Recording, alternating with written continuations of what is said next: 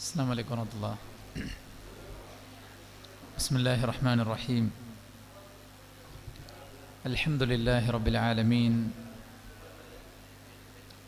والعاقبة للمتقين ولا عدوان إلا على الظالمين ونصلي ونسلم على أشرف الأنبياء والمرسلين وعلى آله وصحبه أجمعين أما بعد. اللهم رب اشرح لي صدري ويسر لي أمري واحلل عقدة من لساني يفقه قولي. سبحانك لا علم لنا إلا ما علمتنا إنك أنت العليم الحكيم. ഏറെ മഹനീയമായ ഈ ദീനി മജ്ലിസിൻ്റെ ബഹുമാന്യനായ അധ്യക്ഷൻ, ഇതിൻ്റെ സംഘാടകരായ സഹപ്രവർത്തകരെ, മക്കളുമായി ബന്ധപ്പെട്ട അവരുടെ ദീനീ ഉന്നമനം ലക്ഷ്യം വെച്ചുകൊണ്ട് വളരെ ആത്മാർത്ഥമായി ദീനീ സംരംഭങ്ങളെ സപ്പോർട്ട് ചെയ്തും സഹായിച്ചും സഹകരിച്ചും മുന്നോട്ട് പോകുന്ന ഈ പ്രദേശത്തെ ഒരുപിടി നല്ല മനസ്സുള്ള രക്ഷിതാക്കളെ,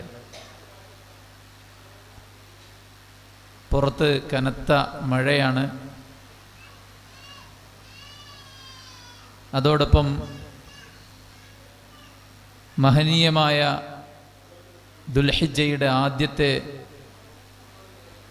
ഏറെ ശ്രേഷ്ഠമായ ദിനത്തിലാണ്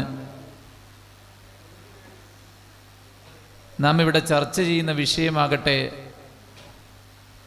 അല്ലാഹുവിൻ്റെ ഖൈറുൽ കലാം, കലാമുല്ലാഹ്, ഏറ്റവും നല്ല കലാമാണ്. എല്ലാം കൊണ്ടും ഏറെ അനുഗ്രഹീതമായ ഒരു സമയവും സന്ദർഭത്തിലുമാണ് നമ്മളിവിടെ ഒരുമിച്ച് കൂടിയിരിക്കുന്നത്. അതുകൊണ്ട് തന്നെ ഈ ഇരിക്കുന്ന ഇരുത്തം നമുക്കൊരു സ്വാലിഹായ അമലായി കബൂൽ ചെയ്യുവാനും ഈ ഇരുത്തത്തിൽ നമ്മുടെ ആശങ്കകൾ പടച്ച റബ്ബിനോട് പങ്കുവെക്കുവാനും അത്യധികം ആത്മാർത്ഥതയോടുകൂടെ ഈ ഒരു സംരംഭത്തെ നോക്കിക്കാണാനും ശ്രദ്ധിക്കണമെന്നാണ് തുടക്കത്തിൽ എനിക്ക് ഓർമ്മപ്പെടുത്താനുള്ളത്. ഒരു കുഞ്ഞില്ലാത്ത വ്യഥ എത്ര പേർ അനുഭവിച്ച് കാണും എന്നറിയില്ല. പക്ഷേ നമുക്കൊരു കുഞ്ഞുണ്ടെങ്കിലും കല്യാണം കഴിഞ്ഞ് വർഷങ്ങളായി മക്കളില്ലാത്തവരെ ഒന്ന് സന്ദർശിച്ച് അവരുടെ വിശേഷങ്ങൾ തിരക്കിയാൽ നമുക്ക് മനസ്സിലാവും മക്കളില്ലാത്തവർ അനുഭവിക്കുന്ന ഫ്രസ്ട്രേഷൻ എത്രത്തോളമാണ് എന്നത്. 10-18 കൊല്ലമായിട്ട് മക്കളില്ലാത്ത ഒരാൾ അദ്ദേഹത്തിൻ്റെ ജീവിത കഥ വിവരിച്ചു തന്നു. ഇന്ത്യക്ക് പുറത്തൊരു രാജ്യത്ത് അത്യാവശ്യം നല്ല ശമ്പളം വാങ്ങുന്ന നല്ലൊരു ജോലിയുള്ള സാമ്പത്തിക ഭദ്രതയുള്ളൊരു വ്യക്തിയാണ് അദ്ദേഹം. പക്ഷേ അദ്ദേഹത്തിൻ്റെ മുഖത്തെ ഈ ഒരു വിഷമം ഒരു കുഞ്ഞില്ല എന്നതാണ്. അലോപ്പതിയും ഹോമിയോയും ആയുർവേദിക്കും എല്ലാ മേഖലകളും സന്ദർശിച്ച് അവിടുത്തെ മരുന്നുകൾ കഴിച്ച് അതിനുവേണ്ടി ലക്ഷങ്ങൾ ചിലവാക്കിയിട്ടും ഇപ്പോഴും ഒരു കുട്ടി അദ്ദേഹത്തിന് ഉണ്ടായിട്ടില്ല. അള്ളാഹു അവർക്ക് കൺകുളിർമ നൽകുന്ന ഏറ്റവും നല്ല സന്താനങ്ങളെ പ്രദാനം ചെയ്യുമാറാവട്ടെ. അദ്ദേഹം പറയുന്നത്, എവിടെ പോയിട്ടാണോ ഇതുണ്ടാവുക അതിനു വേണ്ടിയിട്ട് നമ്മൾ പരിശ്രമിക്കാറാണ് പതിവ്. എത്ര പൈസ ചിലവാകുന്നുണ്ട്, എത്ര യാത്ര ചെയ്യുന്നുണ്ട്, എന്തെല്ലാം റിസ്ക് എടുക്കുന്നുണ്ട്, ഇതൊന്നും നമ്മൾ നോക്കാറില്ല. എത്രത്തോളം എന്ന് വെച്ചാൽ അദ്ദേഹം കഴിച്ചുകൊണ്ടിരിക്കുന്ന മരുന്ന് ഒരിക്കൽ ഭാര്യ എടുത്തിട്ട് നോക്കുമ്പോൾ എന്നോ കാലം മുമ്പ് എക്സ്പയറി ഡേറ്റ് കഴിഞ്ഞ മരുന്നാണ് അത്ര ആൾക്ക് കുടിക്കാൻ കൊടുത്തുകൊണ്ടിരിക്കുന്നത്. അതുപോലും ശ്രദ്ധിക്കാത്ത വിധം ഒരു കുഞ്ഞുണ്ടാകണം എന്ന താല്പര്യത്തിൽ ഓരോ ആളുകൾ പറയും ഇന്ന സ്ഥലത്ത് പോയിക്കോ, അവിടെ പോയിക്കോ, ഇവിടെ പോയിക്കോ. അത് കേട്ടിട്ട് അവർ അവിടെ പോകും. അവിടെ നിന്ന് തരുന്ന മരുന്ന് എന്താണ് ഏതാണ് എന്ന് പോലും നോക്കാതെ കുടിക്കുകയാണ്. കാരണം ഒരു കുഞ്ഞു വേണം എന്ന ഒരു ആഗ്രഹത്താൽ. അതുകൊണ്ട് തന്നെ പടച്ചിറബ് നമുക്ക് നൽകിയ വല്ലാത്തൊരു നിഅമത്താണ് നമ്മുടെ ഈ ഒരു മക്കൾ എന്നത് നമ്മുടെ മനസ്സിൽ ബോധ്യപ്പെടേണ്ടതുണ്ട് ആദ്യം. അതോടൊപ്പം ഇത്രയധികം നമ്മൾ റിസ്ക് എടുത്ത് പ്രയാസപ്പെട്ട് ബുദ്ധിമുട്ടി ഈ മക്കളെ പോറ്റുമ്പോൾ നമ്മൾ എന്താണ് അവരിൽ നിന്ന് ഉദ്ദേശിക്കുന്നത്? ആ ഉദ്ദേശ ലക്ഷ്യം പൂർത്തീകരിക്കണമെങ്കിൽ നമ്മൾ ചെയ്യേണ്ട കാര്യങ്ങൾ കൂടെ നമ്മൾ ചെയ്യേണ്ടത് അത്യാവശ്യമാണ്. ഇന്ന് പണമില്ലാത്തതിനേക്കാൾ, സൗകര്യങ്ങളില്ലാത്തതിനേക്കാൾ ആളുകൾ വലിയ ആധിയോടുകൂടെ കഴിയുന്നത് അത്യാവശ്യം ടീനേജിലുള്ള മക്കളുള്ളവരാണ്. അതായത് സിനിമ തിരക്കഥകളെ വെല്ലുന്ന കഥകളാണ് മക്കൾ മെനഞ്ഞുണ്ടാക്കുന്നത്. ജോലിയും ഏർപ്പാടുകളുമെല്ലാം ഉപേക്ഷിച്ച് മക്കളെ കൗൺസിലേഴ്സിനെ കാണിക്കാൻ വേണ്ടിയിട്ട് രാവും പകലും ഓടി നടക്കുകയാണ് രക്ഷിതാക്കള്. എന്തിനും പോന്ന പിതാവും ആങ്ങളമാരും ഉണ്ടായിട്ട് പോലും അവിഹിതമായിട്ട് കൂട്ടുകൂടുകയും അവരുമായിട്ട് യാതൊരുവിധ നിബന്ധനകളുമില്ലാത്ത തരത്തിൽ ഓപ്പണായിട്ടുള്ള ബന്ധങ്ങളിൽ ഏർപ്പെടുകയും ചെയ്യുന്ന കുട്ടികളുടെ എണ്ണം വർദ്ധിച്ചു വരികയാണ്. ഞാനിപ്പോൾ പെൺകുട്ടികളുടെ ഒരു ക്യാമ്പിൽ പങ്കെടുത്തിട്ടാണ് വരുന്നത്. കൊല്ലത്തു നിന്നാണ് വരുന്നത്. അവിടെ ഒരുപാട് ചോദ്യങ്ങൾ കുട്ടികൾ എഴുതി ചോദിച്ചിട്ടുണ്ട്. നമ്മൾ അമ്പരപ്പിക്കുന്ന ചോദ്യങ്ങളാണ് ആ പേപ്പറിൽ കുട്ടികൾ എഴുതി വെച്ചിരിക്കുന്നത്. ദൈവനിഷേധം മുതൽക്ക് ഇതര മതസ്ഥരോടൊപ്പമുള്ള ജീവിതത്തിൽ വരെ എന്താണ് പ്രശ്നം എന്ന് ചോദിക്കുന്ന അവസ്ഥയിലേക്ക് നമ്മുടെ പുതുതലമുറ മാറിക്കൊണ്ടിരിക്കുന്നു എന്നത് നമ്മൾ കാണാതെ പോയിക്കൂടാ. നല്ല വീടുണ്ട്, പഴമയെ അപേക്ഷിച്ച്. മുമ്പൊക്കെ നമ്മുടെ രക്ഷിതാക്കളുടെ ആദ്യം എന്തായിരുന്നു? പടച്ചോനെ, സ്കൂൾ തുറക്കുമ്പോൾ മക്കൾക്ക് ബുക്ക് വാങ്ങിക്കാൻ, ബാഗ് വാങ്ങിക്കാൻ, കുട വാങ്ങിക്കാൻ എവിടുന്ന റബ്ബെ പൈസ? ഇതായിരുന്നു നമ്മുടെ രക്ഷിതാക്കളുടെ ആശങ്കയെങ്കിൽ ഇന്ന് അതൊക്കെ മാറി. വീടും സൗകര്യങ്ങളും പണവും സംവിധാനങ്ങളും യഥേഷ്ടം ഫ്രീ ആയിട്ട് നമ്മൾ മക്കൾക്ക് കൊടുത്തുകൊണ്ടിരിക്കുകയാണ്. നമ്മളൊന്നും സ്വപ്നത്തിൽ പോലും കാണാത്ത ഫെസിലിറ്റിയാണ് നമ്മുടെ മക്കൾ ഉപയോഗിച്ചുകൊണ്ടിരിക്കുന്നതും അനുഭവിച്ചുകൊണ്ടിരിക്കുന്നതും. പക്ഷെ ഇന്ന് രക്ഷിതാക്കളുടെ ആദ്യം എന്താണ്? മക്കളുടെ ധാർമ്മിക രംഗത്തുള്ള ഇത്തരത്തിലുള്ള പ്രയാസങ്ങളാണ്. നാട്ടിൽ അത്യാവശ്യം നല്ല പൊതുപ്രവർത്തനങ്ങളൊക്കെ കാഴ്ചവെക്കുന്ന ഒരു വ്യക്തി, അദ്ദേഹം എന്നെ ഒരിക്കൽ വിളിച്ചിട്ട് പറഞ്ഞു, നിങ്ങളൊന്ന് കാണണം, എൻ്റെ മോളോടൊന്ന് സംസാരിക്കണം. എന്താ പ്രശ്നം? ആ മോളെ കെട്ടിക്കാനായിട്ടുണ്ട്. കല്യാണപ്രായമെത്തിയ ആ മോളെ ഒരാൾ വന്ന് പെണ്ണ് കണ്ട് അയാൾ ഇഷ്ടപ്പെട്ട് 2-3 ദിവസം കഴിഞ്ഞ് അയാളുടെ കുടുംബത്തിലുള്ള സ്ത്രീകളുടെ കയ്യിൽ സ്ത്രീകളെ പറഞ്ഞയച്ച് ആ ഇഷ്ടം അറിയിക്കാനും കല്യാണത്തിൻ്റെ ബാക്കി പ്രൊസീജിയേഴ്സ് നീക്കാനും വേണ്ടിയിട്ട് റെഡിയായി നിൽക്കുമ്പോൾ നാളെ സ്ത്രീകൾ വരാൻ നിൽക്കുന്ന സമയത്ത് തലേ ദിവസം ഇവള് പറയാണ്, എനിക്കൊരുത്തനുമായിട്ട് ബന്ധമുണ്ട്, എനിക്ക് അവനെ മനസ്സിന്ന് മാറ്റാൻ പറ്റുന്നില്ല. അങ്ങനെ ഈ കുട്ടിയായിട്ടുമായിട്ട് വന്ന് സംസാരിച്ച് നോക്കുമ്പോൾ ഒരു ഇതര മതസ്ഥനായ, ഒരു സാധാരണ ഒരു മിനിമം സാലറി പോലും ഇല്ലാത്ത, ഒരു മര്യാദക്കുള്ള ഒരു ജോലി എന്ന് പറയാനുള്ള ജോലി പോലും ഇല്ലാത്ത ഒരുത്തനുമായിട്ട് ഇവള് അഭേദ്യമായ ബന്ധത്തിലാണ്. ഒരുപാട് കാര്യങ്ങൾ പറഞ്ഞ് ബോധ്യപ്പെടുത്താൻ ശ്രമിക്കുമ്പോഴും മനസ്സിൽ നിന്നത് പറിച്ചു മാറ്റാൻ കഴിയാത്ത വിധത്തിൽ എനിക്ക് പറ്റുന്നില്ല എന്ന് പറഞ്ഞ് കരഞ്ഞുകൊണ്ടിരിക്കുകയാണ് അവള്. നോക്കൂ, നിങ്ങൾ മാന്യമായിട്ടൊരു സമൂഹത്തിൽ ജീവിച്ചുകൊണ്ടിരിക്കുന്ന ആളുകൾക്കൊക്കെ ഒരുപാട് നല്ല സേവനങ്ങൾ കാഴ്ചവെച്ചുകൊണ്ടിരിക്കുന്ന, അവിടുത്തെ രോഗികൾക്ക് മരുന്നെത്തിച്ചു കൊടുക്കുന്ന നല്ലൊരു സാമൂഹിക പ്രവർത്തകന്റെ മകളെയാണ് ചില ആളുകൾ ടാർഗറ്റ് ചെയ്ത് വലവീശി പിടിച്ചിരിക്കുന്നത്. ഇനി അയാളുടെ ജീവിതത്തിന്റെ അവസ്ഥ എന്താണ്? അയാളുടെ സമൂഹത്തിൽ അയാളുടെ വില എന്തായി? അയാളുടെ അഭിമാനം എന്തായി? ഇതൊക്കെ പറയുമ്പോൾ ചില ആളുകൾ ചിലപ്പോൾ ഈ വീഡിയോ ഒക്കെ യൂട്യൂബിൽ അപ്ലോഡ് ചെയ്യുമ്പോൾ ചില ആളുകൾ പറയും, കുട്ടികളുടെ സ്വാതന്ത്ര്യത്തിന് ജീവിക്കട്ടെ, രക്ഷിതാക്കൾക്ക് എന്താണ് അതിൽ റൈറ്റ് ഉള്ളത്, ഓരോരുത്തർക്കും അവരവരുടെ ആവിഷ്കാര സ്വാതന്ത്ര്യമല്ലേ എന്നൊക്കെ ചോദിക്കാൻ ഒരുപക്ഷെ ആളുകളുണ്ടാകും. ആരാൻ്റെ അമ്മക്ക് ഭ്രാന്തായാൽ കാണാൻ ചേലാണ് എന്ന് പറയുന്നതാണ് സത്യത്തിൽ അവിടെ സംഭവിക്കുന്നത്. മറ്റുള്ളവരെ കുറിച്ച് ആർക്കും കമന്റ് പറയാം, പക്ഷെ സ്വന്തം കുട്ടിക്ക് ഇതേ ഒരു അവസ്ഥ ഉണ്ടാകുമ്പോൾ അത് അനുഭവിക്കുന്ന ആ കുട്ടിയുടെ ചെറുപ്പം മുതൽക്ക് ആ കുട്ടിക്ക് വേണ്ടി റിസ്ക് എടുത്ത് ആ കുട്ടിയെ പോറ്റി വളർത്താൻ വേണ്ടി ഒരുപാട് കഷ്ടപ്പെട്ട ഒരു രക്ഷിതാവിനെ സംബന്ധിച്ചിടത്തോളം കുട്ടിയെ സംബന്ധിച്ച് ഒരുപാട് കൺസേൺ ആ ഉപ്പക്കും ഉമ്മക്കും ഉണ്ടാവും എന്നുള്ളത് 100% ഉറപ്പാണ്. അതുകൊണ്ട് ഇന്നത്തെ ഒരു ജനറേഷൻ എന്ന് പറയുമ്പോൾ അവർക്കിതൊന്നും ഒരു പ്രശ്നമല്ല. തിരുവനന്തപുരം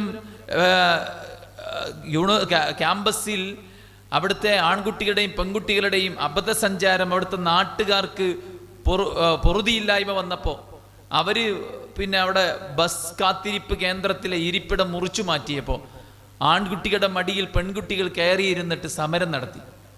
അന്ന് ആ പെൺകുട്ടികൾ ചോദിച്ച ചോദ്യം, ആൺകുട്ടിയുടെ മടിയിലിരുന്നാൽ എന്താ ആകാശം ഇടിഞ്ഞു വീഴുമോ എന്നാണ്. ഈ ചെറിയ മക്കളുടെ ഉള്ളിലേക്ക് ഇത് നിരന്തരമായി കുത്തിവെച്ചുകൊണ്ടേയിരിക്കുകയാണ്. ഇന്നിപ്പോൾ പാഠ്യപദ്ധതിയുടെ പരിഷ്കരണത്തിലൂടെ കുട്ടികളുടെ തലച്ചോറിലേക്ക് കുത്തി നിറക്കാൻ ശ്രമിച്ചുകൊണ്ടിരിക്കുന്നത് എന്താണ്? സ്വവർഗരതിയും സ്വയംഭോഗവും അതുപോലെ തന്നെയുള്ള മൃഗരതിയും ശവരതിയും ഒന്നും ഒരു പ്രശ്നമല്ല. പരസ്പരം കൺസേൺ ഉണ്ടായാൽ മതി, സമ്മതമുണ്ടായാൽ മതി. ഉഭയകക്ഷി സമ്മതത്തോടുകൂടെ എന്ത് ബന്ധവുമാകാം. ബന്ധങ്ങൾക്കാണ് ഇവിടെ പ്രാധാന്യം, മതങ്ങൾക്ക് പ്രത്യേകിച്ച് പ്രസക്തിയില്ല. നീ നിന്റെ സുഖം, നിന്റെ താല്പര്യം, നിന്റെ ആസക്തി, നിന്റെ വികാരം. ആൺകുട്ടിയായി ജനിച്ച നിനക്ക് 18-ാം വയസ്സിൽ നീ ഒരു പെൺകുട്ടിയാണെന്ന് തോന്നുന്നുവെങ്കിൽ യു ആർ എ ഗേൾ, നീ ഒരു പെണ്ണാണ്. നിനക്ക് താടിയും മീശയും ഒക്കെ ഉണ്ടെങ്കിലും നീ ഒരു പെണ്ണാണ്. നിന്റെ ഐഡന്റിറ്റി, നിന്റെ ജെൻഡർ നീയാണ് തീരുമാനിക്കേണ്ടത്, സമൂഹമല്ല, സൊസൈറ്റിയല്ല, നിന്റെ ശരീരത്തിലെ അവയവങ്ങളല്ല എന്നിത്യാദി തരത്തിലുള്ള പ്രയോഗങ്ങളാണ് ഇന്ന് ലിബറലിസത്തിന്റെ ആളുകൾ ഇവിടെ പ്രചരിപ്പിക്കുന്നത്. അത് പുസ്തകങ്ങളിലൂടെ കുത്തി നിറക്കാൻ, കുട്ടികളിലേക്ക് കുത്തി നിറക്കാൻ വേണ്ടി ബോധപൂർവം ശ്രമിച്ചുകൊണ്ടിരിക്കുകയാണ്. ഇവിടുത്തെ സിനിമകളും ഇവിടുത്തെ ബ്ലോഗർമാരും ഇവിടുത്തെ എഴുത്തുകാരും ഇവിടുത്തെ ചില രാഷ്ട്രീയ വിദ്യാർത്ഥി സംഘടനകളുടെ പ്രവർത്തനത്തിന്റെ അജണ്ട തന്നെ ഇതാണ്. അവരാണ് ക്യാമ്പസിൽ മാസ്റ്റർബേഷൻ ഡേ പ്രഖ്യാപിച്ചത്. സ്വയംഭോഗ ദിനം പ്രഖ്യാപിച്ചവർ ക്യാമ്പസിൽ ആണും പെണ്ണും തമ്മിൽ സെക്സിൽ ഏർപ്പെടുന്ന ഫോട്ടോ വരച്ചിട്ട് അതിന് ക്യാപ്ഷൻ കൊടുത്തു, തുറിച്ചു നോക്കണ്ട, നീ ഉണ്ടായതും ഇങ്ങനെ തന്നെയാണ്. ഇതിലൊന്നൊന്നുമില്ല, ഇതിലൊന്നൊരു കുഴപ്പമില്ല. ലജ്ജ ഊരിയെടുത്ത് മക്കളെ യഥേഷ്ടം എന്തിനും ഏത് തോന്നിവാസത്തിനും തുറന്നു വിടുന്ന അവസ്ഥയിലേക്കാണ് കാര്യങ്ങൾ ഇവിടെ മുന്നോട്ട് പോയിക്കൊണ്ടിരിക്കുന്നത്. അതിൻ്റെ സ്വാധീനം നമ്മുടെ മക്കളുടെ ഉള്ളിൽ ഇല്ല എന്നൊരിക്കലും പറയാൻ പറ്റില്ല. ഓരോ ദിവസവും നമ്മൾ കേട്ടുകൊണ്ടിരിക്കുന്ന വാർത്തകൾ അങ്ങനെയാണ്. ഇപ്പോൾ ഇന്നലെ ഒരു സംഭവം കേട്ടെന്ന് വെച്ച് കഴിഞ്ഞാൽ, ഒരു കുട്ടി അവിടെ ഇൻസ്റ്റഗ്രാം ID-യിൽ അവൾക്കൊരു ഭീഷണി വരാം. ഹംസ എന്ന് പേരുള്ള ഒരാള് ആ പെൺകുട്ടിയെ വീണ്ടും വേട്ടയാടിക്കൊണ്ടേയിരിക്കുകയാണ്. എനിക്ക് നിന്നെ ഇഷ്ടമാണ്, നീ എന്നെ കല്യാണം കഴിക്കാൻ സമ്മതിച്ചാൽ ഞാൻ നിന്നെ കൊല്ലും, ഇങ്ങനെ കൊല്ലുമെന്ന് ഭീഷണി. അവളുടെ ഓരോ മൊമെന്റും അയാൾ ഇങ്ങനെ ടെക്സ്റ്റ് ആയിട്ടിടാണ്.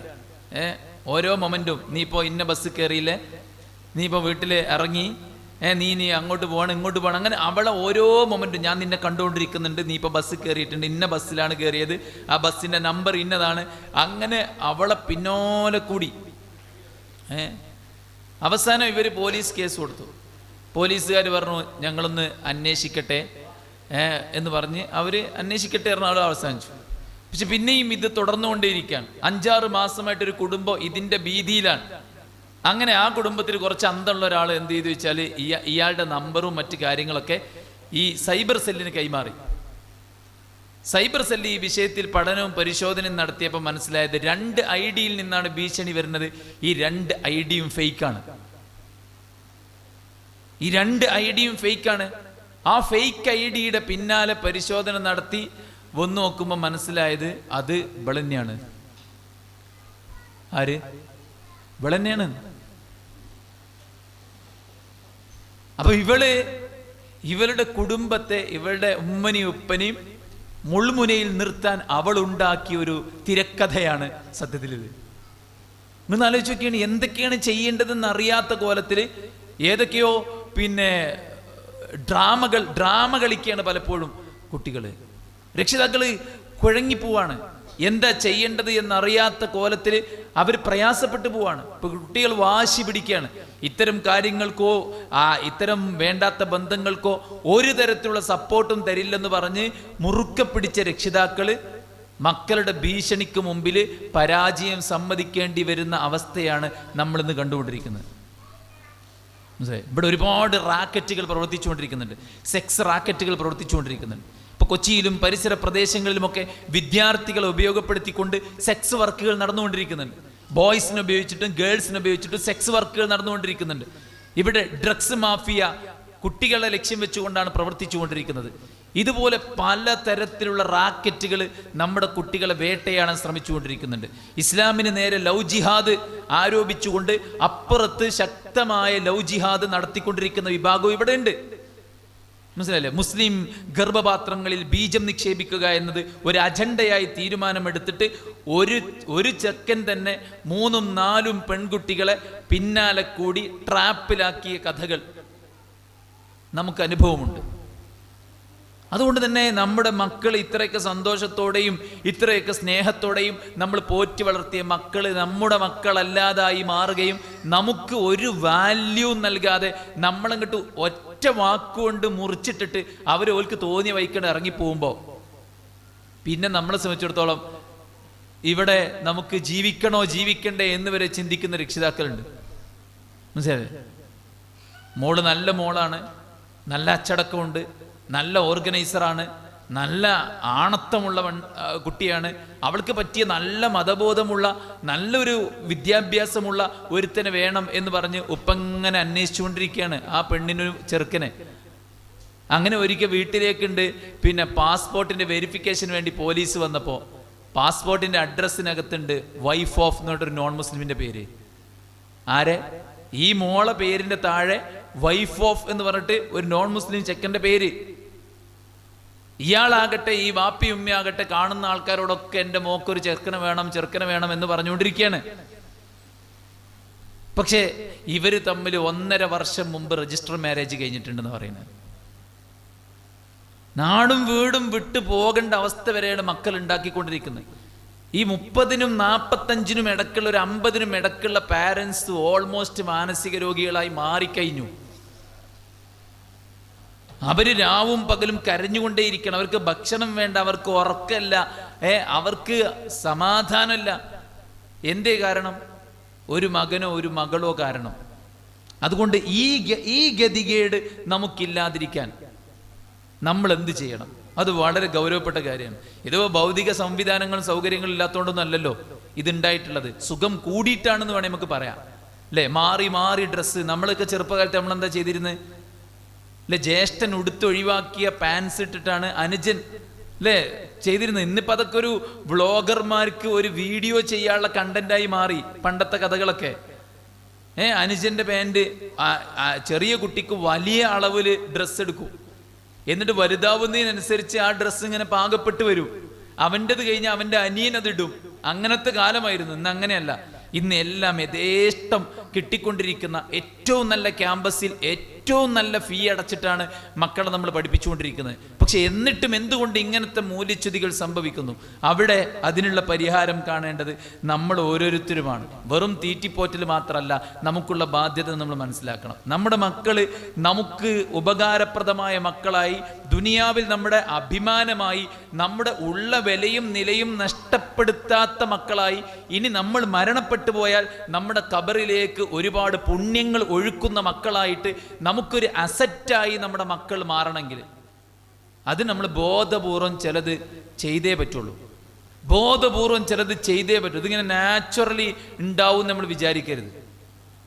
നാച്ചുറലി ഉണ്ടാവും നമ്മൾ വിചാരിക്കുക. ഒരു ചെടി മര്യാദക്ക് വളരണമെന്ന് നമുക്ക് ആഗ്രഹം ഉണ്ടെങ്കിൽ അതിന് വെള്ളവും വളമൊക്കെ നൽകി അതിൽ കള ബാധിക്കുന്നത് കുറച്ച് മാറ്റി അതിൽ ചെറിയ ചെറിയ പിന്നെ അണുക്കളും ചെറിയ ചെറിയ ജീവികളും ഒക്കെ അതിനെ നശിപ്പിക്കുന്നുണ്ടെങ്കിൽ അതിനൊക്കെ മരുന്നടിച്ച് അതൊക്കെ ക്ലീനാക്കി അതിനെ വളവും തിരിവും ഇല്ലാതെ നേരെ സ്ട്രൈറ്റ് ആയിട്ട് വളർത്തിക്കൊണ്ടുവരാനുള്ള ജാഗ്രത നമ്മൾ കാണിച്ചെങ്കിൽ ആ ഒരു ട്രീ നമ്മൾ വിചാരിക്കുന്ന കോലത്തിൽ വളർന്നു വരുള്ളൂ. അതുപോലെ തന്നെയാണ് മക്കളുടെ കാര്യത്തിൽ നമ്മൾ അവരുടെ കാര്യത്തിൽ നല്ല ജാഗ്രത കാണിക്കേണ്ട ഒരു സമയമാണ് ഇപ്പോഴത്തെ ഒരു സമയം. അതുകൊണ്ട് ചില കാര്യങ്ങൾ മാത്രം ഞാൻ പറയണം. ഒന്നാമത്തെ കാര്യം എന്താ വെച്ച് കഴിഞ്ഞാൽ, നമ്മുടെ ദീനീബോധം അത് നമ്മുടെ മക്കളെ നന്നായിട്ട് ബാധിക്കും. നമ്മൾ നിസ്കരിച്ചോ ഖുർആൻ ഓതിക്കോ പഠിച്ചോ വായിച്ചോ എഴുതിക്കോ എന്ന് പറയുന്നതിനേക്കാൾ കൂടുതൽ കുട്ടിക്ക് ഏറ്റവും കൂടുതൽ എഫക്റ്റീവ് ആകുന്നത് നമ്മൾ നിസ്കരിക്കുന്നതിലൂടെയാണ്. ബാങ്ക് കൊടുക്കുമ്പോൾ പടച്ചോനെ ബാങ്ക് കൊടുത്തു എന്ന് പറഞ്ഞ് നമ്മുടെ ജോബ് അവിടെ നിർത്തിവെച്ച് നമ്മൾ വേഗം പോയിട്ട് നിസ്കരിക്കുന്നത് നമ്മുടെ കുട്ടി കാണുമ്പോൾ അതിൽ കുട്ടിക്കൊരു മെസ്സേജ് ഉണ്ട്. എന്ത് ആക്ടിവിറ്റി ചെയ്തുകൊണ്ടിരിക്കുകയാണെങ്കിലും ബാങ്ക് വിളിച്ചാൽ പിന്നെ ഫസ്റ്റ് ആക്ടിവിറ്റി അത് നമസ്കാരമാണ് എന്നത് നമ്മൾ പറഞ്ഞതല്ല, നമ്മുടെ പ്രവർത്തനത്തിൽ അവർ കണ്ടതാണ്. നമ്മൾ പറയുന്നതിനേക്കാൾ കുട്ടി ഒബ്സർവ് ചെയ്യുന്നത് നമ്മുടെ പ്രവർത്തനമാണ്. ഇപ്പൊ ചെറിയ കുഞ്ഞിനോട് നമ്മൾ നിസ്കരിക്കാൻ പറഞ്ഞോ?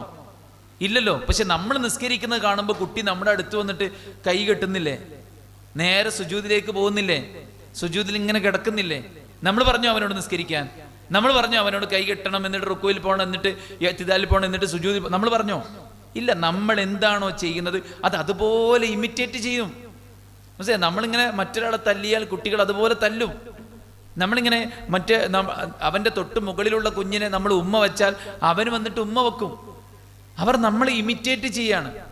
അതുകൊണ്ടാണ് ഇസ്ലാം പാരൻസിന് ദീന് വേണം എന്ന് പറയാൻ കാരണം. എനിക്കൊരു പെണ്ണ് എന്നതിലപ്പുറത്ത് എൻ്റെ മക്കൾക്കൊരു ഉമ്മ എന്നതാണ് ഏറ്റവും പ്രധാനം. മനസ്സിലാണ്ടോ? എനിക്കൊരു പെണ്ണ്, അത് ഞാൻ റോഡ് സൈഡിലോ ക്യാമ്പസിലോ അവിടെ എവിടെയോ വെച്ച് കണ്ടപ്പോൾ എനിക്ക് ഇഷ്ടപ്പെട്ടു. അവളുടെ ക്യാരക്ടറും അവളുടെ സ്വഭാവവും അവളുടെ സൗന്ദര്യവും അവളുടെ അക്കാഡമിക് ബാക്ക്ഗ്രൗണ്ടും അവളുടെ ഫിനാൻഷ്യൽ സെറ്റപ്പും ഇതൊക്കെ എനിക്ക് ഇഷ്ടപ്പെട്ടു. അതുകൊണ്ട് എനിക്ക് പറ്റിയൊരു പെണ്ണാണ് അവൾ. അങ്ങനെ മാത്രം നോക്കിയാൽ പോരാ. എൻ്റെ മക്കൾക്കൊരു ഉമ്മയാകാൻ ആ ഉമ്മയിൽ നിന്ന് കിട്ടേണ്ട എല്ലാ ചിട്ടയും വട്ടവും രീതിയും രൂപവും അച്ചടക്കവും ഒതുക്കവും ദീനും ദുനിയാവും ഒക്കെ കിട്ടാൻ പറ്റിയ ഒരു പെണ്ണാകണം. അതുകൊണ്ടാ ഫദ്ഫർ ബിദാത്തി ദീൻ, ദീനിന് നീ പ്രിഫറൻസ് കൊടുത്തോ എന്ന് പറഞ്ഞത് അതുകൊണ്ട് മാത്രമാണ്. ആണിനെ തിരയുമ്പോൾ പറഞ്ഞത് സൽസ്വഭാവമുള്ള ഒരാണ് കല്യാണം അന്വേഷിച്ചു വന്നാൽ നിങ്ങൾ അയാൾക്ക് കല്യാണം കഴിച്ചു കൊടുക്കണം. കാരണം എന്താ? നല്ല ദീനീ ബോധമുള്ള ഒരു ആണും പെണ്ണും ഒരുമിച്ച് ദീന് പാലിച്ച് സഹവസിച്ച് ജീവിക്കുമ്പോഴാണ് അതിൽ നിന്ന് ദീനുള്ള മക്കൾ ഉണ്ടാവുന്നത്. രണ്ട് കാര്യമുണ്ട് അവിടെ. ഒന്ന്, പടച്ചോൻ്റെ ഒരു തൗഫീക്കും ബർക്കത്തും ഉണ്ടാവണമെങ്കിൽ നമുക്ക് ദീന് വേണം. അതാണ് സൂറത്തു അൽ കഹ്ഫിൽ നമ്മൾ എപ്പോഴും ഖുർആൻ വെള്ളിയാഴ്ച ഓതുന്ന സൂറത്തല്ല സൂറത്ത് അൽ കഹ്ഫ്. അവിടെ മൂസാ നബിയും ഖിദറും തമ്മിലുള്ള ആ സംഭാഷണത്തിൽ ഒരു സംഭവം നടക്കുന്നുണ്ടല്ലോ. ഒരു ഗ്രാമത്തിൽ ചെന്നു, ഭക്ഷണം ചോദിച്ചവർ ഭക്ഷണം കൊടുത്തില്ല. അപ്പം അവിടുന്ന് മടങ്ങിപ്പോരുമ്പോൾ അവിടെ ഒരു ചുമരിങ്ങനെ വീഴാനായി കിടക്കുന്നുണ്ട്. ഖിദർ അത് പൊളിച്ചിട്ട് വീണ്ടും അതെന്ത് ചെയ്തു? പുതുക്കി പണിതു. അപ്പം മൂസാ അലൈഹി സ്വലാത്തു വസ്സലാം പറഞ്ഞു, നിങ്ങൾ ഈ പുതുക്കി പണിതിൻ്റെ പൈസയെങ്കിലും അവരോട് ചോദിച്ചിട്ട് അതിനുള്ള പ്രതിഫലമെങ്കിലും ചോദിച്ചിരുന്നെങ്കിൽ നന്നായിരുന്നു എന്ന് പറഞ്ഞു. അപ്പൊ ഖിദർ അലൈഹി സ്വലാത്തു വസ്സലാം പറഞ്ഞു, എന്തിനാണത് പുതുക്കി പണിതത്? ഖുർആൻ സൂറത്ത് അൽ കഹ്ഫിൽ ആ കാര്യം പറയുന്നുണ്ട്. ഫഅമ്മൽ ജിദാറു ഫകാന ലിഗുലാമൈനി യതീമൈനി ഫിൽ മദീന വകാന തഹ്തഹു കൻസുൽ ലഹുമാ വകാന അബൂഹുമാ സാലിഹാ. അതാണ് വഅമ്മൽ ജിദാർ, ആ ചുമര്. ഫകാന ലിഗുലാമൈനി യതീമൈനി ഫിൽ മദീന, ആ ഗ്രാമത്തിൽ 2 യതീം കുട്ടികളുണ്ട്. അവരുടെ പാരന്റ് മരിച്ചു പോയിട്ടുണ്ട്. ആ യതീം കുട്ടികൾ പ്രായപൂർത്തിയാകുന്നവരെ അവർക്ക് വേണ്ടി ആ മതിലിന് ചുവട്ടിൽ നിധി സമ്പത്ത് ഒളിപ്പിച്ചു വെച്ചിട്ടുണ്ട്. അതുകൊണ്ട് ആ മക്കൾ പ്രായപൂർത്തിയാകും വരെ അതവിടെ നിൽക്കണം. അതിനാണ് ഞാനിത് പുതുക്കിപ്പണിതത് എന്നാണ് ഖിദർ അലൈഹി സ്വലാത്തു വസ്സലാം പറയുന്നത്. അവിടെ ആ ബാപ്പനെ കുറിച്ച് ഖിദർ പറഞ്ഞ എന്താ അറിയോ? വകാന അബൂഹുമാ സ്വാലിഹ. അതൊരു സബ്ജക്റ്റാണ്. ആ മക്കളുടെ, ആ യതീം കുട്ടിയുടെ ബാപ്പ സ്വാലിഹായിരുന്നു. ഇബ്നു അബ്ബാസ് റളിയല്ലാഹു അൻഹു ആയത്തിനെ വ്യാഖ്യാനിച്ചുകൊണ്ട് പറയുന്നുണ്ട്, പാരൻസിന്റെ സ്വലാഹിയത്ത് മക്കൾക്ക് ബർക്കത്തും റഹ്മത്തും സുരക്ഷയും സൗകര്യങ്ങളും ഏർപ്പെടുത്തി കൊടുക്കാൻ കാരണമാണ്. മനസ്സിലായി? അതുകൊണ്ട് സലഫുകൾ പറഞ്ഞത് മക്കളെ വിളിച്ചിട്ട്, മക്കളെ നിങ്ങളില്ലായിരുന്നെങ്കിൽ ഞാൻ ഇത്ര നേരം രാത്രി നിസ്കരിക്കുമായിരുന്നില്ല. അത് ഞാൻ ഇത്ര നന്മ ചെയ്ത്, ഞാൻ ഇത്ര സൂക്ഷ്മത കാണിച്ച്, ഞാൻ ഇത്ര ദീനിയായിട്ട് ജീവിക്കുന്നത് എൻ്റെ ദീനില്ലായ്മ നിങ്ങളിലൊരു ശാപമായിട്ട്, ഒരു ഫിത്നയായിട്ട്, ഒരു പ്രയാസമായിട്ട് ഭവിക്കരുത് എന്നതുകൊണ്ടാണ്. മനസ്സിലായി? അപ്പൊ നമ്മുടെ സൂക്ഷ്മതക്കുറവ്, നമ്മുടെ ദീനില്ലായ്മ, നമ്മുടെ ശ്രദ്ധക്കുറവ് അത് നമ്മുടെ മക്കളിൽ ഭയങ്കരമായിട്ടുള്ള പ്രയാസങ്ങൾ ഉണ്ടാക്കും. ഇപ്പൊ ഇന്നലെ ഒരു കുട്ടി പറയാണ്, പർദ്ദയൊക്കെ വന്നിട്ടുണ്ട്. ആ കുട്ടി പറയാണ്, സാറേ ഞാൻ പർദ്ദയൊന്നും ഇടാറില്ല, ഞാൻ നല്ല ടീഷർട്ട്, നല്ല ബനിയൻ, അതുപോലെ തന്നെ ജീൻസ് പാൻറ് അത് ഹിന്നാക്കിയിട്ട് അങ്ങനെയൊക്കെയാണ് ഞാൻ നടക്കാറുള്ളത്. അപ്പം എന്താ ഇങ്ങനെ ഒരു പർദ്ദ ഇട്ടത്? അത് എൻ്റെ കുടുംബത്തിൽ നിന്ന് ഒരാളെ പർദ്ദ ഞാൻ വാങ്ങിച്ചിട്ട് ക്യാമ്പിനൊക്കെ വരികയാണല്ലോ, അപ്പം ഞാൻ ആ പർദ്ദയൊക്കെ വാങ്ങിച്ചിട്ടിട്ടതാണ്. ഞാനിങ്ങനെ ജീൻസ് പാൻറ്റും അതുപോലെ തന്നെ ഇങ്ങനെ ബനിയൻ ഇട്ടു നടക്കുന്നതുകൊണ്ട് എൻ്റെ പാരൻസിന് കുഴപ്പമില്ല, എൻ്റെ പാരൻസിന് കുഴപ്പമില്ല. അപ്പൊ നിങ്ങൾ മനസ്സിലാക്കി, അവിടെ നമ്മൾ പാരൻസ് സിനിമ കാണുന്ന, പാരൻസ് മോശമായി വസ്ത്രം ധരിക്കുന്ന, പാരൻസ് ഫോൺ ഉപയോഗത്തിലും മറ്റു കാര്യങ്ങളിലൊന്നും ഒരു ശ്രദ്ധയും കാണിക്കാത്ത നിലക്ക് മുന്നോട്ട് പോവുകയും മക്കൾ നന്നാവണം എന്ന് ആഗ്രഹിക്കുകയും ഒരർത്ഥമില്ല. മനസ്സിലായില്ലേ? ഈ മക്കളുടെ ആദ്യത്തെ പാഠശാല എന്ന് പറയുന്നത് നമ്മളാണ്. അതുകൊണ്ട് നമ്മൾ എങ്ങനെ ചെയ്യുന്നോ, നമ്മൾ എങ്ങനെ പ്രവർത്തിക്കുന്നോ, നമ്മൾ എങ്ങനെ ബിഹേവ് ചെയ്യുന്നോ, നമ്മൾ എങ്ങനെ റിയാക്ട് ചെയ്യുന്നോ, അതുപോലെയാണ് മക്കൾ ചെയ്യുക. എവിടുന്ന ഈ കുശുമ്പും വാശിയും വൈരാഗ്യവും ഒക്കെ കുട്ടികൾക്ക് കിട്ടുന്നത്? നമ്മളിൽ നിന്നാണ്. നമ്മൾ പറയും ഓന് ഭയങ്കര വാശിയാണ്. എന്താ വാശി? ഓൻ ഈ ഡ്രസ്സ് തന്നെ ഇടണം. നിങ്ങൾക്കോ? ഞാൻ പറയും ഈ ഡ്രസ്സ് തന്നെ ഇടാൻ. അപ്പൊ ആർക്കാ വാശി? ഓൻ ആ ഡ്രസ്സ് തന്നെ ഇടണം, നമുക്ക് ഈ ഡ്രസ്സ് തന്നെ ഇടണം. പ്രായം വെച്ച് നോക്കുമ്പോൾ ആർക്കാ വാശി? അപ്പം ആ കുട്ടികളുടെ ഓരോ കാര്യവും ഓരോ മൊമെന്റിലും ഇപ്പൊ നമ്മളെ അയൽവാസിയെ കുറിച്ച് കമന്റ് പറയുന്നതും നമ്മുടെ കുടുംബത്തിലുള്ള മറ്റു കാര്യങ്ങൾ നമ്മളിങ്ങനെ പരാതികളായിട്ട് ഇങ്ങനെ പറയുമ്പോഴും അതിൽ നമ്മൾ ആഡ് ചെയ്തിട്ട് അവരെ കുറിച്ച് പറയുന്ന കംപ്ലയിൻസ് ഇതൊക്കെ കുട്ടികൾ മാർക്ക് ചെയ്യുന്നുണ്ട്.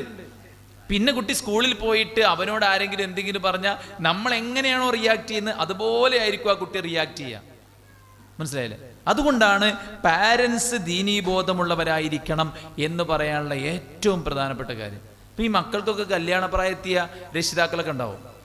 ഈ മക്കൾക്ക് കല്യാണപ്രായത്തുമ്പോൾ ഭയങ്കര കൺസേണാണ് ചില രക്ഷിതാക്കൾക്ക്. ഓൻ അത് വേണം, ഇത് വേണം, ഓന് ഭയങ്കര പിന്നെ സെറ്റപ്പ് വേണം, ഓളെ പിന്നെ കൊണ്ടുപോകണം, ഗൾഫ് കൊണ്ടുപോകണം, അല്ലെങ്കിൽ UK കൊണ്ടുപോകണം. ഓന് സംഭവം നല്ല ദീനീബോധവും നല്ല സ്വഭാവവും നല്ല പ്രവർത്തനങ്ങളൊക്കെ ചെയ്തുകൊണ്ടിരിക്കുന്ന നല്ലൊരു കുട്ടി തന്നെയാണ്, ആർക്കും ഒരു പ്രശ്നവുമില്ല. പക്ഷെ നമുക്ക് ഇതൊരു പ്രശ്നമാണ് എന്ന് പറഞ്ഞിട്ട് നല്ല രണ്ട് മക്കളെ തമ്മിൽ ചേർക്കുന്ന വിഷയത്തിൽ ഇത്തരം ഭൗതികമായ കാര്യങ്ങൾ പറഞ്ഞിട്ട് മാറ്റിവെക്കുന്ന ആൾക്കാരുണ്ട്. എന്നിട്ട് ഈ ദീനീബോധമുള്ള കുട്ടിനെ വേറെ ഏതെങ്കിലും ആൾക്കാർക്ക് കൊടുക്കൂ. മനസ്സിലായില്ലേ? എന്നിട്ട് അവൾ അവിടെ പോയിട്ട് അതിൽ ലയിച്ചു ചേരും. നല്ല ദീനീബോധമുള്ള ഒരു കുട്ടി, അവൾക്ക് കിട്ടിയ ഒരു ഇണയുടെ ആ ഒരു ലിബറൽ മൈൻഡ് കാരണത്താൽ അതിലേക്ക് ഇറങ്ങിയിട്ട് അയാൾ അവനേക്കാൾ മോശപ്പെട്ടൊരവസ്ഥയിലേക്ക് മാറും.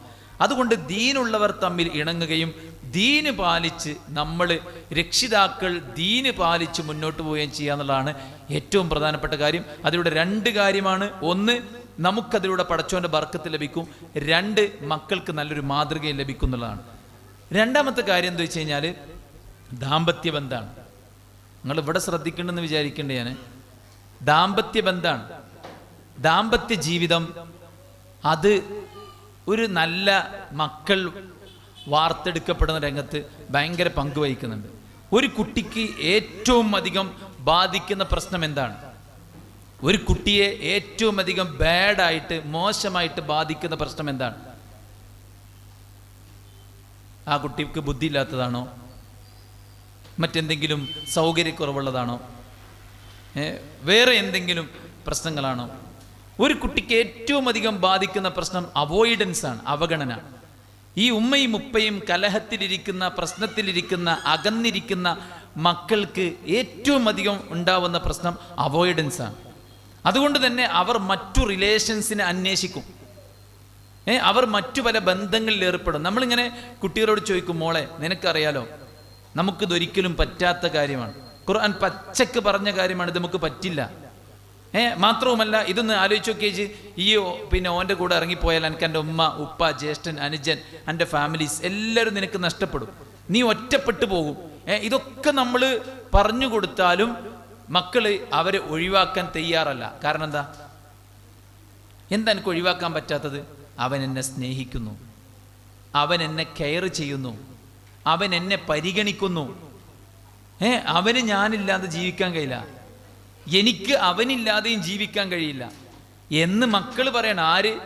മക്കൾക്ക് വേണ്ടി ഉറക്കൊഴിച്ച് കണ്ണ് കുഴുകിപ്പോയ നമ്മളിവിടെ ഉണ്ടായിരിക്കെ, അല്ലെ? മക്കളെ കുറിച്ച് ഓർത്തോർത്തോർത്ത് തലമുടി നരച്ചു പോയ നമ്മളിവിടെ ഉണ്ടായിരിക്കെ മക്കൾ പറയാണ് ഉമ്മയിപ്പൊക്കെ എന്താ ചെയ്തെന്ന്? ഒന്നുമില്ല. മനസ്സിലാണ്ടോ? അതുകൊണ്ട് ഇവിടെ നമ്മൾ ശ്രദ്ധിക്കേണ്ട ഏറ്റവും പ്രധാനപ്പെട്ട കാര്യം, നമ്മുടെ മക്കൾക്ക് അങ്ങനത്തെ ഒരു അവഗണനയോ ഒരു അവോയ്ഡൻസോ ഫീൽ ചെയ്യാത്ത വിധം നമ്മുടെ മക്കളുമായിട്ട് നല്ല നിലക്ക് അവരുടെ കൂടെ ജീവിക്കാൻ. ഇപ്പോഴത്തെ ഏറ്റവും വലിയ പ്രശ്നം എന്താ പറയുക, നിക്കാഹ് കഴിഞ്ഞിട്ടാണ് കൗൺസിലിംഗ് നടക്കണത്.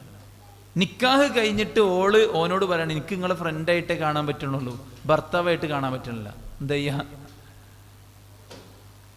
ഇത് വലിയ പ്രശ്നമാണ്. നിക്കാഹ് കഴിഞ്ഞ കുട്ടികളെയാണ് നമ്മൾ കൗൺസിലിംഗ് ചെയ്യേണ്ട അവസ്ഥ വരികയാണ്. എന്തേ? അവർക്ക് കല്യാണം ആക്സെപ്റ്റ് ചെയ്യാൻ പറ്റുന്നില്ല. പിന്നെ എന്തൊക്കെയോ സിറ്റുവേഷനിൽ അവർ സമ്മതിച്ചു പോയി. പിന്നെ കല്യാണത്തിലെ പ്രൊസീജിയേഴ്സ് വേഗം ഫാസ്റ്റായിട്ട് മുന്നോട്ട് പോയി. അവർക്കൊന്നും ഒബ്ജക്ഷൻ പറയാൻ പറ്റിയില്ല. ഇങ്ങനെ കല്യാണം എന്ന് ആലോചിക്കുമ്പോൾ തന്നെ ബേജാറും പ്രയാസവും ബുദ്ധിമുട്ടുകളുമാണ് കുട്ടികൾക്ക് ഉണ്ടാണ്. അതെന്തുകൊണ്ടാണ്? കുട്ടികൾ കാണുന്ന ദാമ്പത്യം എന്ന് പറഞ്ഞാൽ നമ്മുടെ വീട്ടിനകത്തെ ദാമ്പത്യമാണ്. നമ്മളും നമ്മുടെ ഭാര്യയും നമ്മുടെ ഭർത്താവും തമ്മിലുള്ള ബന്ധമാണ് കുട്ടികൾ കാണുന്നത്. ഈ പറയുന്ന റൊമാൻസും ഈ പറയുന്ന ലവും ഈ പറയുന്ന കെയറും ഈ പറയുന്ന പരിഗണനയും ഈ പറയുന്ന വാത്സല്യവും ഒന്നും കുട്ടികളവിടെ കാണുന്നില്ല.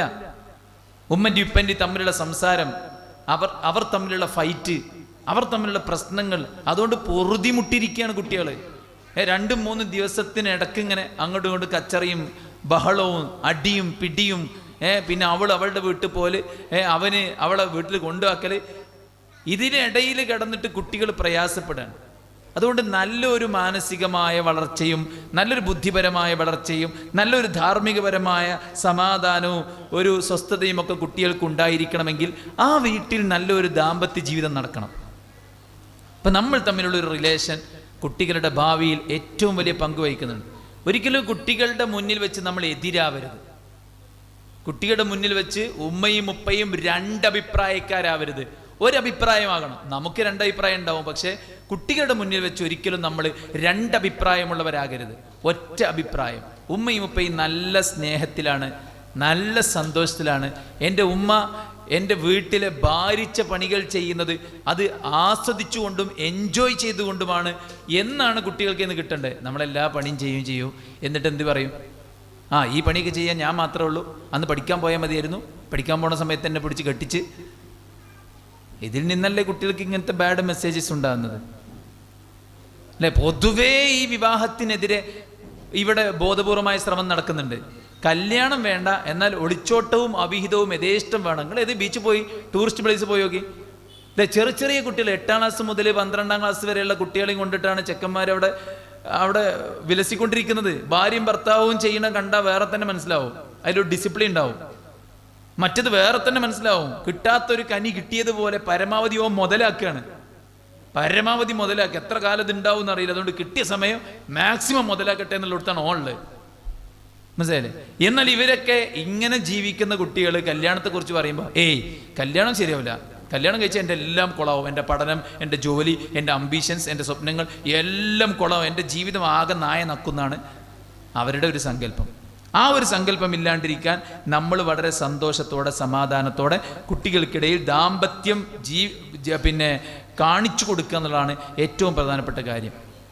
കുട്ടികൾ ലഹരിയിലേക്ക് പോകുന്നത്, അക്രമ സ്വഭാവത്തിലേക്ക് പോകുന്നത്, മാനസിക വിഭ്രാന്തിയിലേക്ക് പോകുന്നത്, ഇതൊക്കെ ഈ കലഹങ്ങളും വിയോജിപ്പുകളും അകന്നു നിൽക്കലുകളും അവഗണനയും ഒക്കെ ആയിട്ട് കഴിയുന്ന ഫാമിലീസിൽ നിന്നാണ്. അതുകൊണ്ട് 2ാമത്തെ കാര്യം, നമ്മൾ ദീനുള്ളവരാകുന്നതോടൊപ്പം ഏറ്റവും നല്ല ദാമ്പത്യ ജീവിതം കാഴ്ചവെക്കുക എന്നുള്ളതാണ്. 3ാമത്തെ കാര്യം, ഈ കുട്ടി വളർന്നു വരുന്നത് അതിലൂടെയാണല്ലോ. നമ്മളെ കണ്ടിട്ടും നമ്മളെ ദാമ്പത്യ ജീവിതം കണ്ടിട്ടും പിന്നെ നമ്മുടെ വീട്ടിൽ നിന്നുമാണ് ഈ കുട്ടി വളർന്നു വരുന്നത്. ആ വീട്ടിൽ നല്ലൊരു ഇസ്ലാമിക അന്തരീക്ഷം ഉണ്ടായിരിക്കണം.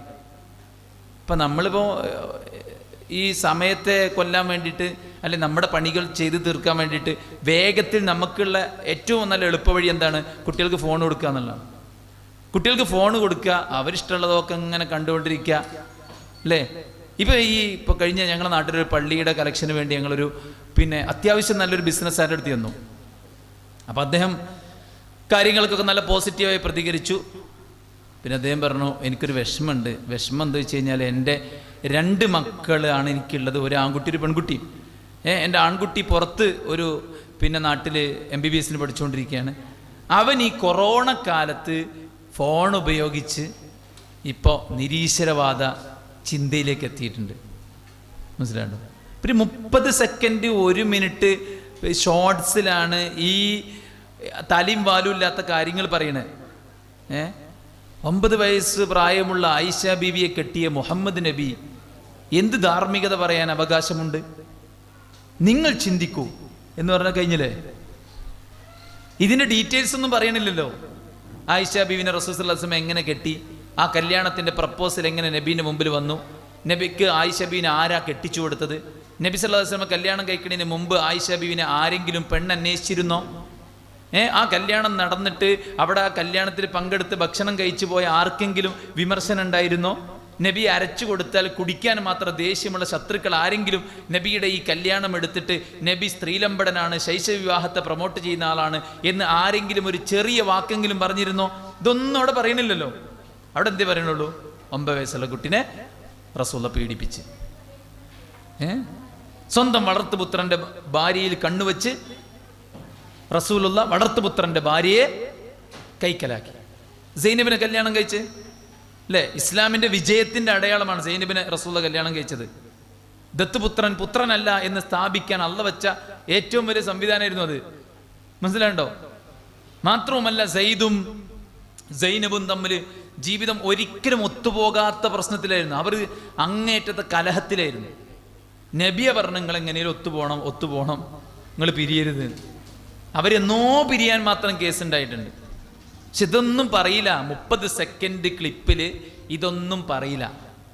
മനസ്സിലാണ്ടോ? അതുകൊണ്ട് അള്ളാഹിനെക്കുറിച്ച്, പരലോകത്തെക്കുറിച്ച്, നബീനെക്കുറിച്ച്, അങ്ങനെ ദീനുൽ ഇസ്ലാമിൻ്റെ ഓരോ നിയമങ്ങളെക്കുറിച്ച് ഇപ്പം 34 കോടി അബ്ദുറഹീമിന് വേണ്ടി പിരിച്ച് അപ്പോഴും ഇറങ്ങി ഈ ഇസ്ലാമിൻ്റെ ശത്രുക്കൾ. ഇസ്ലാമിൻ്റെ നിയമത്തിൻ്റെ പോരായ്മയല്ലേ അത്? 18 കൊല്ലം ജയിലിൽ കിടന്ന മനുഷ്യനെ ജീവിതത്തിലേക്ക് തിരിച്ചുവിടാൻ അള്ള വെച്ച സംവിധാനമാണ് ഈ ബ്ലഡ് മണി എന്നുള്ളത്. ഇസ്ലാമിൻ്റെ സൗന്ദര്യമാണ് അതിലുള്ളത്, അല്ലാതെ ഇസ്ലാമിൻ്റെ മോശപ്പെട്ട കാര്യമല്ല അതിലുള്ളത്. പക്ഷെ അതൊന്നും നോക്കാണ്ട് ഒരു സൈഡ് മാത്രം പറയുന്നതാണ് പലപ്പോഴും നമ്മുടെ കുട്ടികൾ കാണുന്നത്. ഈ ചെറിയ ചെറിയ ക്ലിപ്പുകളായിട്ട്, പിന്നെ ചെറിയ ചെറിയ ഷോർട്ട് മൂവീസുകളായിട്ട്, ഈവൻ കാർട്ടൂണുകളിലൂടെ പോലും ഇപ്പൊ ഈ ഒരു അധ്യയന വർഷം തുടങ്ങിയപ്പോൾ ഒരുത്തൻ ഫേസ്ബുക്കിൽ ഫോട്ടോ ഇട്ടിട്ട് കമന്റ് അടിച്ച് ഞാൻ കണ്ടു. മതമില്ലാത്ത ജീവൻ എന്നൊക്കെ പറഞ്ഞിട്ട്, എൻ്റെ കുട്ടി മതമില്ലാതെ വളരട്ടെ എന്നൊക്കെ പറഞ്ഞിട്ട്. അങ്ങനെ ഒരു പ്രമോഷൻ ഇവിടെ നടന്നുകൊണ്ടിരിക്കുകയാണ്.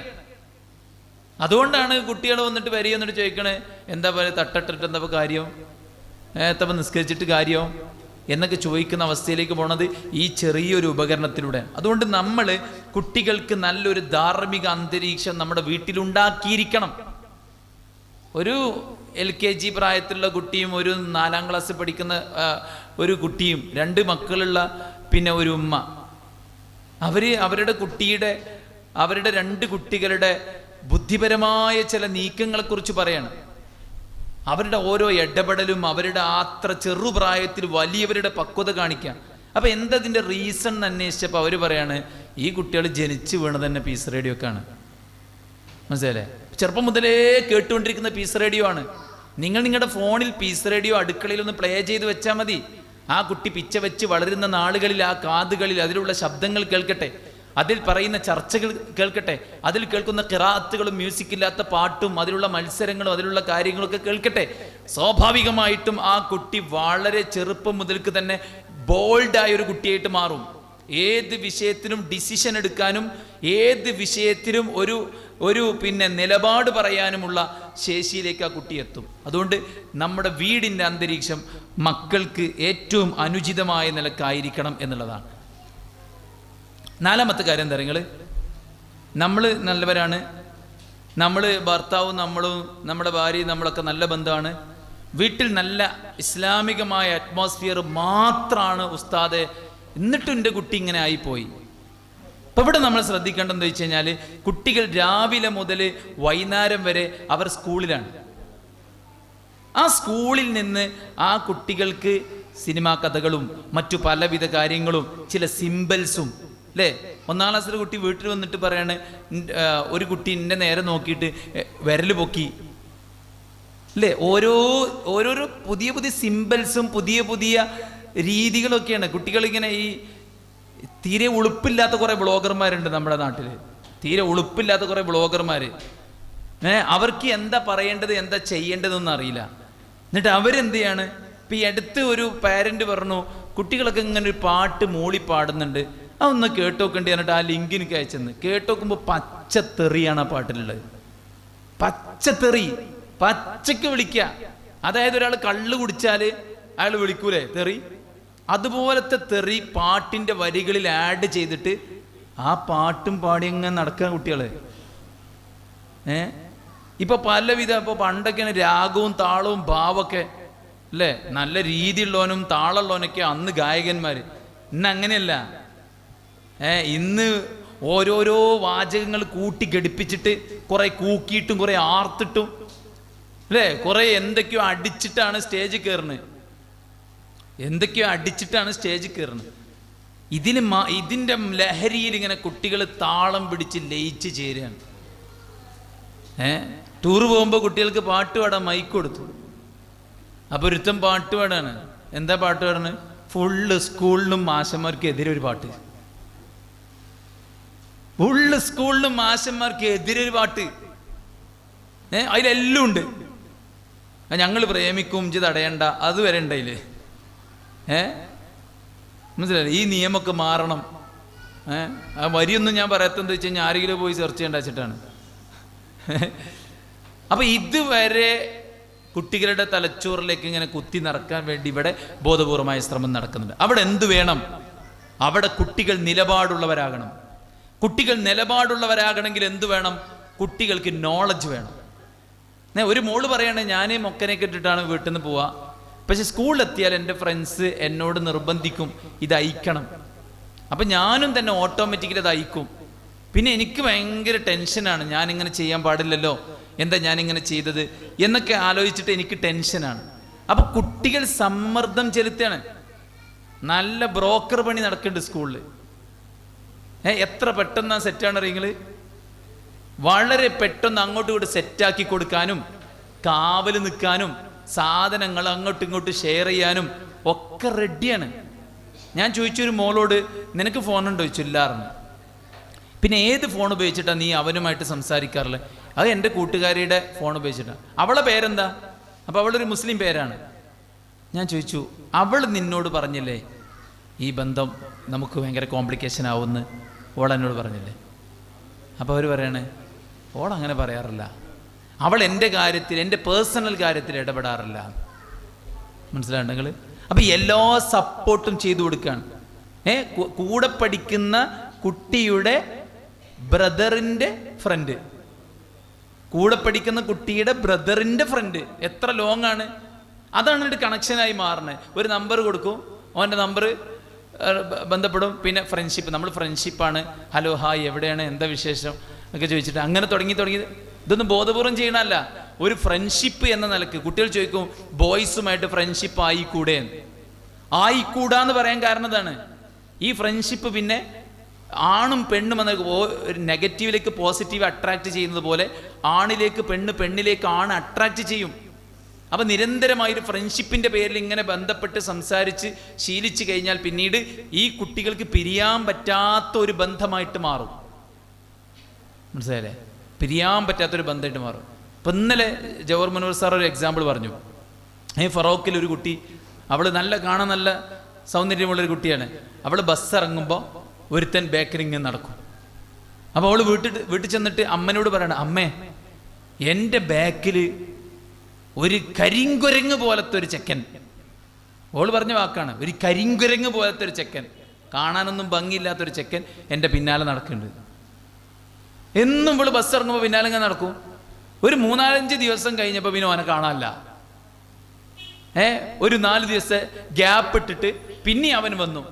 അപ്പോൾ ഇവള് അവനോട് ചോദിച്ചു, എവിടെയാണ് ഇത്ര ദിവസം ചോദിച്ചു, ഈ ഒരു ഗ്യാപ്പ്? അപ്പൊ ഈ 4-5 ദിവസം ഇവളെ പിന്നാലെ നടന്നപ്പോത്തിന് ഈ കരിങ്കുരങ്ങ് പോലത്തോനെ ഓക്കിഷ്ടായി. പിന്നെ ഓക്കോനെ കാണാൻ പറ്റാത്ത അവസ്ഥയായി. ഇപ്പൊ ഓളെ ആവശ്യം എന്താണ്? എനിക്ക് ഓനെ കല്യാണം കഴിക്കണം എന്നാണ്. ആരെ? കരിങ്കുരങ്ങിനെ. മനസ്സിലായി? ഇതാണ്. ഇപ്പം ഇതെന്താ വെച്ചാൽ ഒരു ആക്സിഡൻ്റ് ആണ്, സത്യത്തിൽ ആക്സിഡൻ്റ് ആണ്. കുട്ടികൾ ഒരു ഫ്രണ്ട്ഷിപ്പിൻ്റെ പേരിൽ, പല റിലേഷൻ്റെ പേരിൽ ഇപ്പോൾ ഡ്രഗ്സിലേക്കൊക്കെ കുട്ടികൾ വീഴുന്നെന്താ വെച്ച് കഴിഞ്ഞാൽ, ഇപ്പോൾ ഈ റോഡ് സൈഡ് ഇങ്ങനെ നിൽക്കും, കൈ കാണിക്കും, കാറിനും ബൈക്കിനും ഓട്ടോക്കൊക്കെ കൈ കാണിക്കും. എന്നിട്ട് കുട്ടികളങ്ങനെ ആ വണ്ടിയിൽ കയറിപ്പോവും. പക്ഷെ ചില ആളുകൾ എന്ത് ചെയ്യും? ഈ കുട്ടികളെ യൂസ് ചെയ്യും. അവർക്ക് എന്തെങ്കിലുമൊക്കെ കൊടുത്തിട്ട് ഒരു പിടുത്തുണ്ടാക്കി വെക്കും. പിന്നെ ആ പേരിൽ പിന്നെ ഇവരെങ്ങനെ പിന്നാലെ കൂടി ഇവരെ ഭീഷണിപ്പെടുത്തി. അങ്ങനെയൊക്കെയാണ്. ഇപ്പോൾ ഒരു കുട്ടിനെ കാറിൽ കയറ്റിയിട്ട് ഇറങ്ങുമ്പോൾ ഈ കാറിലെ ഡ്രൈവർ പറഞ്ഞത്രേ ഫ്ലോറിൽ 2000 രൂപ ചാടി കിടക്കുന്നുണ്ട്, അത് നിൻ്റെതാണ് അത്രേ.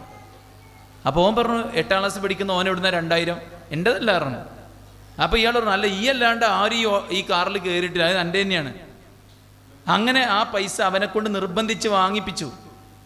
പിറ്റേ ദിവസം സ്കൂൾ വിടുന്ന നേരത്തെ ഈ കാറ് ആ സ്കൂളിൻ്റെ മുമ്പിലെത്തി. ഇവൻ ഇന്നലെ കയറി കാറല്ലേ, സ്വാഭാവികമായിട്ട് ഇന്നും കയറുമല്ലോ. 2ാമത്തെ ദിവസം കയറി. അന്ന് ഇറങ്ങുമ്പോൾ ഇയാൾ അവനോട് പറഞ്ഞു, പിന്നെ ഇന്നലെ തന്ന 2000 റുപ്യ നിനക്ക് മുമ്പ് ഈ കാറിൽ കയറി ഒരാൾതാണ്, അത് ഞാൻ മറന്നുപോയി. അപ്പോൾ ഈ കുട്ടിയാണെങ്കിൽ 2000 രൂപ ലക്കിൽ കിട്ടിയതല്ലേ, അതുകൊണ്ട് അവനോ മിഠായിയും അവന് ആവശ്യമുള്ളതൊക്കെ വാങ്ങി ഏതാണ്ട് തീർത്തിട്ടുണ്ട്. അങ്ങനെയാണോ ഉള്ളത്? അപ്പം ഈ പൈസയുടെ പേരിൽ കുട്ടീനെ വേട്ടയാടാണ് ഇയാൾ. ആ പൈസ എനിക്ക് തിരിച്ചു തരണം, ഇല്ലെങ്കിൽ പ്രശ്നമാണ്. അപ്പം ഈ കുട്ടി പറഞ്ഞു എൻ്റെ അടുത്ത് പൈസ അല്ല, ഞാൻ എന്താ ചെയ്യുക? അപ്പോൾ ഇവനൊരു ഓപ്ഷൻ പറഞ്ഞു. എന്ത്? എന്നാൽ പൈസ വേണ്ട, ഞാനൊരു പൊതി നിൻ്റെ കൈ തരും, അത് നീ ആ കടയിൽ കൊണ്ടുപോയി കൊടുത്താൽ മതി, സ്കൂളിൻ്റെ മുമ്പിലുള്ള കടയിൽ കൊണ്ടുപോയി കൊടുത്താൽ മതി. അതാണ് സ്റ്റാർട്ടിങ്. ഈ കുട്ടി ആ സ്കൂളിലെ മയക്കുമരുന്ന് കച്ചവടക്കാരനായി ഓനക്കെതിരെ കംപ്ലൈൻറ്റ് വന്ന് ഓനെ പിടിച്ചപ്പോഴാണ് ഈ കഥകൾ മൊത്തം പുറത്തു വരുന്നത്. മനസ്സിലായില്ലേ? അപ്പോൾ ഒരു കാറിൽ കയറിയതാണ്.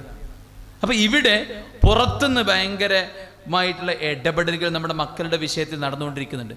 അവിടെയാണ് ശരിക്ക് ദീനീ വിജ്ഞാനത്തിൻ്റെ ഏറ്റവും വലിയ പ്രാധാന്യം. നമ്മൾ അന്തം വിട്ടു പോകും. എന്തെങ്ങനെ പടച്ചോനെ കുറിച്ചൊക്കെ ഇങ്ങനെ പറയാൻ, പരലോകത്തെക്കുറിച്ചൊക്കെ ഇങ്ങനെ പറയാൻ.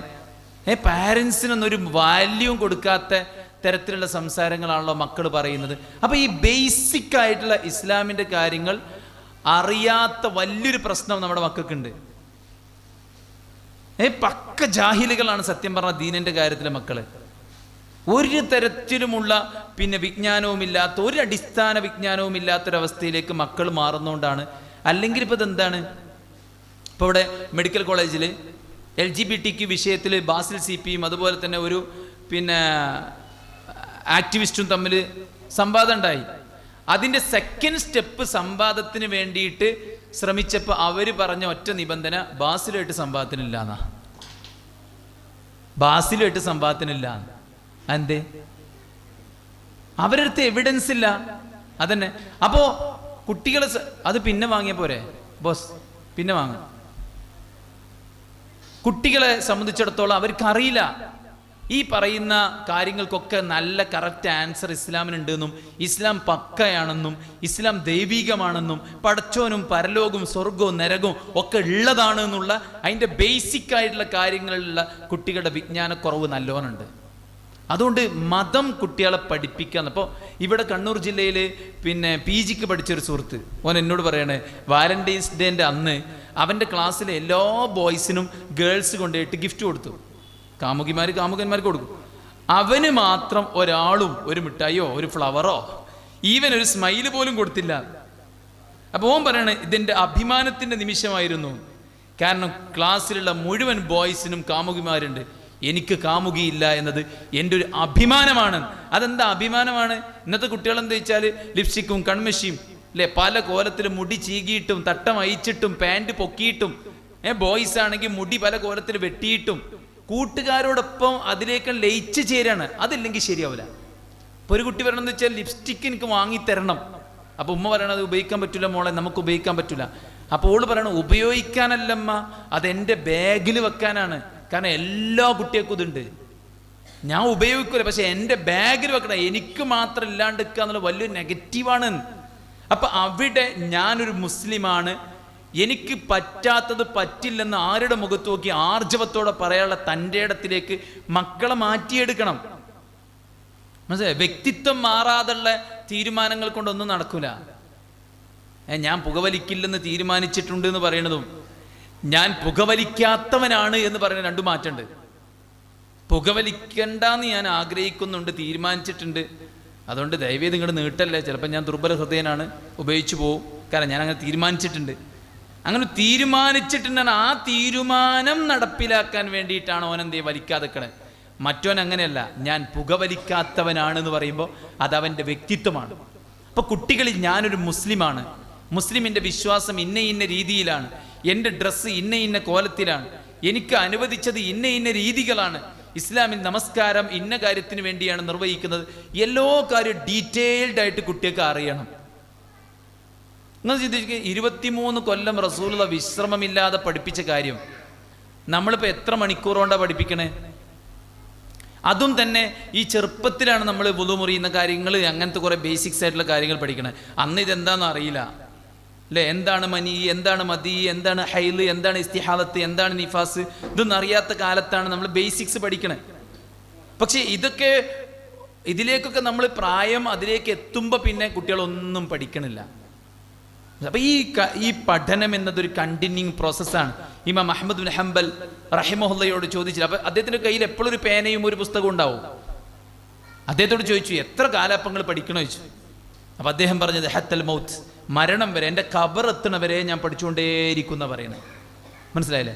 അതുകൊണ്ട് ഇസ്ലാമികമായ വിജ്ഞാനം കുട്ടികൾക്ക് പകർന്നു കൊടുക്കും.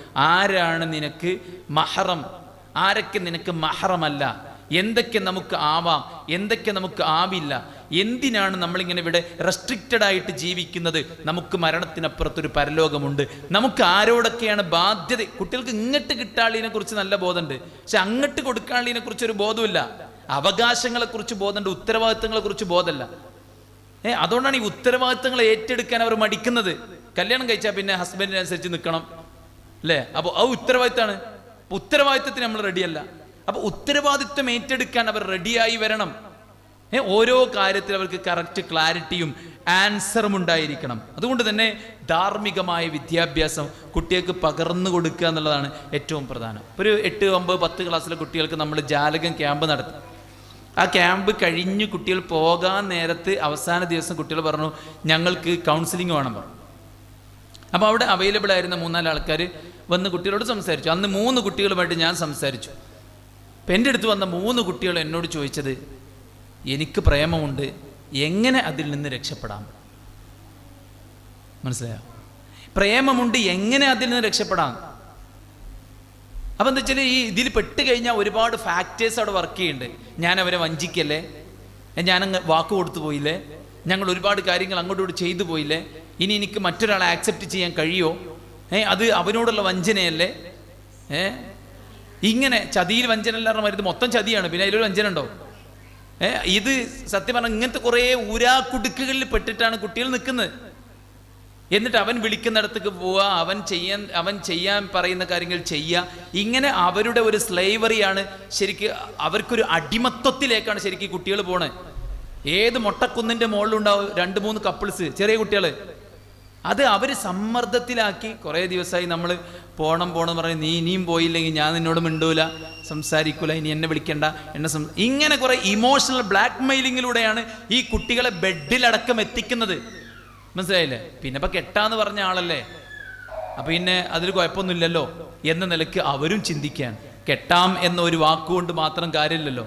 കണ്ടുപറ്റി വിവാഹം നിശ്ചയിച്ചാൽ പോലും ബാപ്പ വരൻ്റെ കൈ പിടിച്ച് കല്യാണം ചെയ്ത് തന്നിരിക്കുന്നു എന്ന് പറഞ്ഞാൽ മാത്രമാണ് ഇവൻ്റെ ഭാര്യയാകുന്നത് ഇസ്ലാമിൽ. ഇത് കെട്ടാന്നൊരു വാക്ക് പറഞ്ഞാൽ തന്നെ മതി. അപ്പോഴേക്ക് അവർ ഒരുമിച്ച് യാത്ര പോകലും ഹോട്ടൽ മുറി എടുത്തിട്ട് അവിടെ താമസിക്കലും ഒക്കെ മാറുകയാണ്. അപ്പം ഇവിടെ കുട്ടികൾ എന്തുകൊണ്ട് മാറണം എന്ന് പറഞ്ഞു? ഞാൻ ചോദിച്ചു ഇവരോട്, എന്തിനാ മോളെ പ്രേമത്തിൽ നിന്ന് ഒഴിവാണ്ട ആവശ്യം? അതല്ലേ നല്ലത്, അതല്ലേ അടിപൊളി, അതല്ലേ കൂടുതൽ സന്തോഷം എന്ന് ചോദിച്ചപ്പോൾ കുട്ടികൾ പറയാണ്, അത് ശരിയല്ല എന്ന് ഇവിടെ വന്നപ്പോഴാണ് മനസ്സിലായത്. മനസ്സിലായില്ലേ? ഇപ്പം നമ്മുടെ യൂത്ത് പിന്നെ വിഭാഗം യുവപഥം എന്ന പ്രോഗ്രാമിൽ പ്ലേ ചെയ്യാൻ വേണ്ടിയിട്ടൊരു വീഡിയോ നമ്മൾ ഉണ്ടാക്കിയിരുന്നു. അതിൽ ഒരു 21 വയസ്സുകാരൻ, അവന് എല്ലാ ലഹരി ഉപയോഗിച്ചിട്ടുണ്ട്, എല്ലാ തെറ്റും അവൻ ചെയ്തിട്ടുണ്ട് അവൻ പറയണേ. പക്ഷെ അത്രയും ബാഡായൊരവസ്ഥയിൽ നിന്ന് അവൻ എങ്ങനെയാണ് മാറിയത്? എന്തൊരു ആക്സിഡൻ്റായി വീട്ടിൽ കുറച്ചു കാലം കടന്ന്. അപ്പോൾ ഈ ഡ്രഗ് മാഫിയയിൽ ഒരാളും അവനെ തിരിഞ്ഞു നോക്കിയില്ല. അപ്പോഴാണ് അവൻ മനസ്സിലാക്കിയത്, ഒക്കെ എല്ലാവർക്കും അവരവരുടെ കാര്യത്തിന് എന്നെ യൂസ് ചെയ്യാന്നല്ലാണ്ട് ഞാൻ എന്ന വ്യക്തിക്ക് ഒരു വാല്യൂ അവരുടെ ജീവിതത്തിൽ ഇല്ല എന്ന് അവന് മനസ്സിലായി. പിന്നെ ഓൻ കുറച്ച് ദീന് പഠിക്കാനും ദീന് കേൾക്കാനൊക്കെ ശ്രമിച്ചപ്പോൾ അവനെതിരെ വധഭീഷണി വരെ, അതായത് ഡ്രഗ് മാഫിയയുടെ വധഭീഷണി വരെ ഉണ്ടായിട്ടും അവൻ പിടിച്ചു നിന്നു. മനസ്സിലായോ? അപ്പോൾ പിടിച്ചു നിൽക്കാനുള്ള ശേഷി നമ്മുടെ മക്കൾക്ക് ഉണ്ടാക്കി കൊടുക്കണമെങ്കിൽ ഇൽമ് പഠിപ്പിച്ചു കൊടുക്കുക എന്നുള്ളതാണ് ഏറ്റവും പ്രധാനമായിട്ട് ചെയ്യേണ്ടത്. അത് നമ്മളായിട്ട് പഠിപ്പിച്ചു കൊടുക്കുന്ന കുറേ സംഭവങ്ങളുണ്ട്.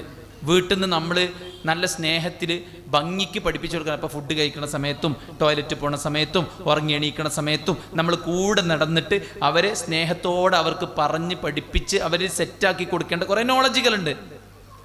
അതിന് പുറത്ത് എക്സ്റ്റേണലായിട്ട് നമ്മൾ കുട്ടികളെ മദ്രസ പോലത്തെ സംവിധാനങ്ങൾ ചേർക്കലും, അതുപോലെ തന്നെ മദ്രസ കഴിഞ്ഞാലും ആ മദ്രസ കഴിഞ്ഞ കുട്ടികൾക്ക് വേണ്ടിയിട്ടുള്ള ഒരു മദ്രസ അത് നിർബന്ധമാണ്.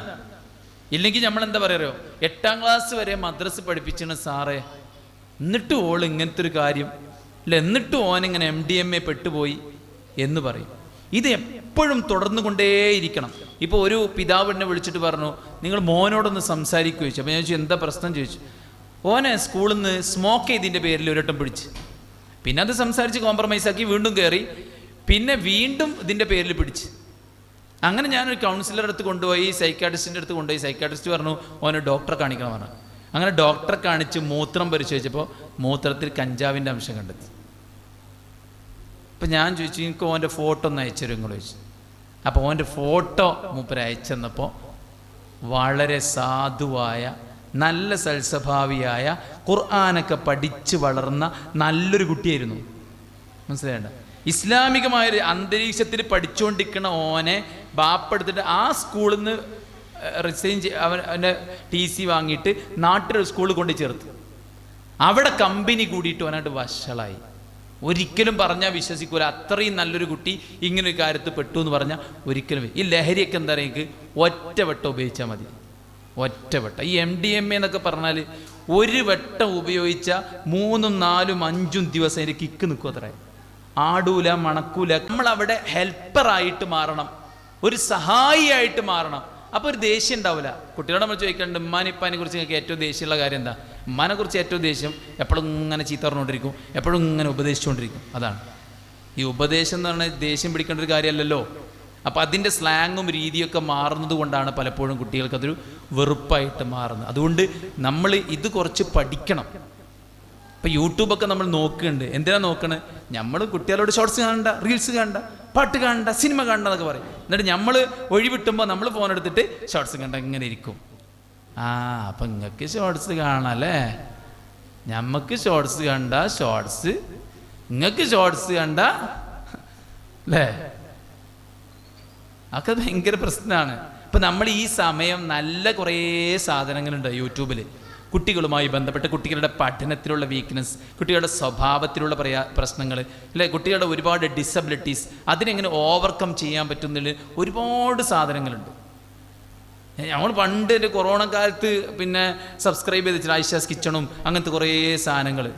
ഓൾ ഇവിടെ അല്ലല്ലോ അല്ലേ, കണ്ണൂർക്കാരത്തിയാണ് മനസ്സിലാക്കണേ അല്ലേ? അങ്ങനത്തെ കുറേ സാധനം പണ്ട് സബ്സ്ക്രൈബ് ചെയ്ത് വെച്ചാൽ, എന്നിട്ട് അതിൻ്റെ പേരിലൊക്കെ ഇങ്ങനെ കാണും. ഞാൻ എല്ലാ വീഡിയോസും കാണാറുണ്ട്, അടിപൊളിയാണ്. അടിപൊളിയാണ്. എന്തടിപൊളിയാണ്? ആരടിപൊളിയാണ്? ഓലടിപൊളിയാണ്. നമ്മളോ? നമ്മളത് കട്ടപ്പുകയാണ്. അതുകൊണ്ട് യൂസ്ഫുള്ളായ കാര്യങ്ങൾ കാണുക, പഠിക്കുക, കുറച്ചൊക്കെ ദീനും നമ്മൾ പഠിക്കുക. ഇപ്പോൾ പെണ്ണുങ്ങളാണ് ഏറ്റവും അധികം ഖുർആൻ ഹിഫ്ലാക്കുന്ന, പിന്നെ തഫ്സീർ ക്ലാസ് പങ്കെടുക്കുന്ന, ഒരുപാട് കോഴ്സുകൾ ചെയ്യുന്ന ഇഷ്ടം പോലെ സ്ത്രീകളുണ്ട്. അതിനനുസരിച്ച് അവരുടെ ലൈഫിൽ മാറ്റമുണ്ട്. ഈ പഠനം എന്ന് പറഞ്ഞാൽ എക്കാലത്തും ചെയ്യാൻ പറ്റുമതേ. ഇപ്പോൾ കുട്ടികൾ പറയും കല്യാണം കഴിച്ചാൽ പഠനം നടക്കൂല. കല്യാണം കഴിച്ചാലും മക്കളുണ്ടായാലും ഇനി തള്ളച്ചിയായാലും വല്യമ്മയായാലും പഠനം നടക്കും. മനസ്സിലായി? അതുകൊണ്ട് നമ്മളെല്ലാവരും നിരന്തരമായി പഠിക്കുക, മക്കൾക്ക് ദീന് പകർന്നു കൊടുക്കാനുള്ള സംവിധാനങ്ങൾക്ക് എല്ലാ തരത്തിലുള്ള സപ്പോർട്ടും അതിൻ്റെ ഗൗരവവും നമ്മൾ കൊടുക്കുക. കുട്ടികളെ നല്ല മോട്ടിവേറ്റ് ചെയ്ത് വളർത്തുക. എൻ്റെ മോനെ വീട്ടിലേക്ക് ഗസ്റ്റ് വരുമ്പോൾ നമ്മൾ പറയണം. അപ്പോൾ നമ്മളൊക്കെ എപ്പോഴെങ്കിലുമൊക്കെ പ്രസംഗം കഴിഞ്ഞ് ഫുഡ് കഴിക്കാൻ വേണ്ടി പോകും. അപ്പോൾ ഇങ്ങനെ ചെറിയ ചെറിയ കുട്ടികളൊക്കെ ഇങ്ങനെ ഓടി വരും, മാഷാ അല്ലാഹ് നല്ല കുട്ടിയാണല്ലോ എന്ന് പറയുമ്പോൾ വീട്ടുകാരൻ പറയും എന്താ അറിയോ, നല്ല കുട്ടി, കുറച്ചു നേരം ഇവിടെ നിന്നോക്കി, അപ്പം അറിയാം അവൻ്റെ സ്വഭാവം. ആദ്യമായിട്ട് വീട്ടിൽ കുത്തിക്കയറി വന്ന ഒരാളോട് മകനെക്കുറിച്ച് പരിചയപ്പെടുത്തി എന്താ, ഓ ബാഡാണ്. കുട്ടികളോട് എപ്പോഴും നമ്മൾ നല്ല മോട്ടിവേഷൻ കൊടുക്കും. ആൾക്കാർക്ക് വരുമ്പോൾ ഓന് ഖുർആൻ ഓതും, ഓന് ഖുർആൻ ഇഷ്ടം പോലെ ഹിഫ്ളുണ്ടേ, ഒന്ന് ഓതി കൊടുക്കടാ, അത് പറയണ്ട. കുറച്ച് ചിന്തിച്ച് ഒന്ന് ഓതി കൊടുക്കടാ പറയണ്ട. കാരണം ആദ്യമായിട്ട് വരുന്ന ഒരാളെ മുമ്പിൽ നിങ്ങൾ ഓതി കൊടുക്കൂല, നിങ്ങൾ ഓതി കൊടുക്കുമോ? പിന്നെ നമ്മൾ ഓതി കൊടുക്കടാ അറിയണേ? ഓതി കൊടുക്കൂല, ഇങ്ങനെ പറഞ്ഞാൽ മതി. എന്ത് ഓൻ ഖുറാനൊക്കെ ഹിഫ്ളാക്കിയണേ, ഓന് കുറേ പള്ളിയിലൊക്കെ പോവും, തറാവിയൊക്കെ ഫുള്ള് നിസ്കരിച്ച്.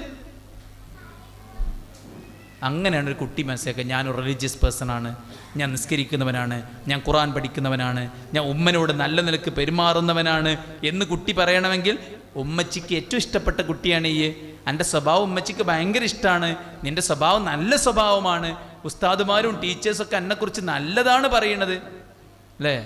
മറ്റേ ബൾബ് കണ്ടെത്തിയ ആളല്ലേ, ഇവർ വരുന്നതാണ് ബൾബ്, തോമസ് ആൽവ എഡിസൺ. അപാര പോക്കിരിയിരുന്നു സ്കൂളിൽ.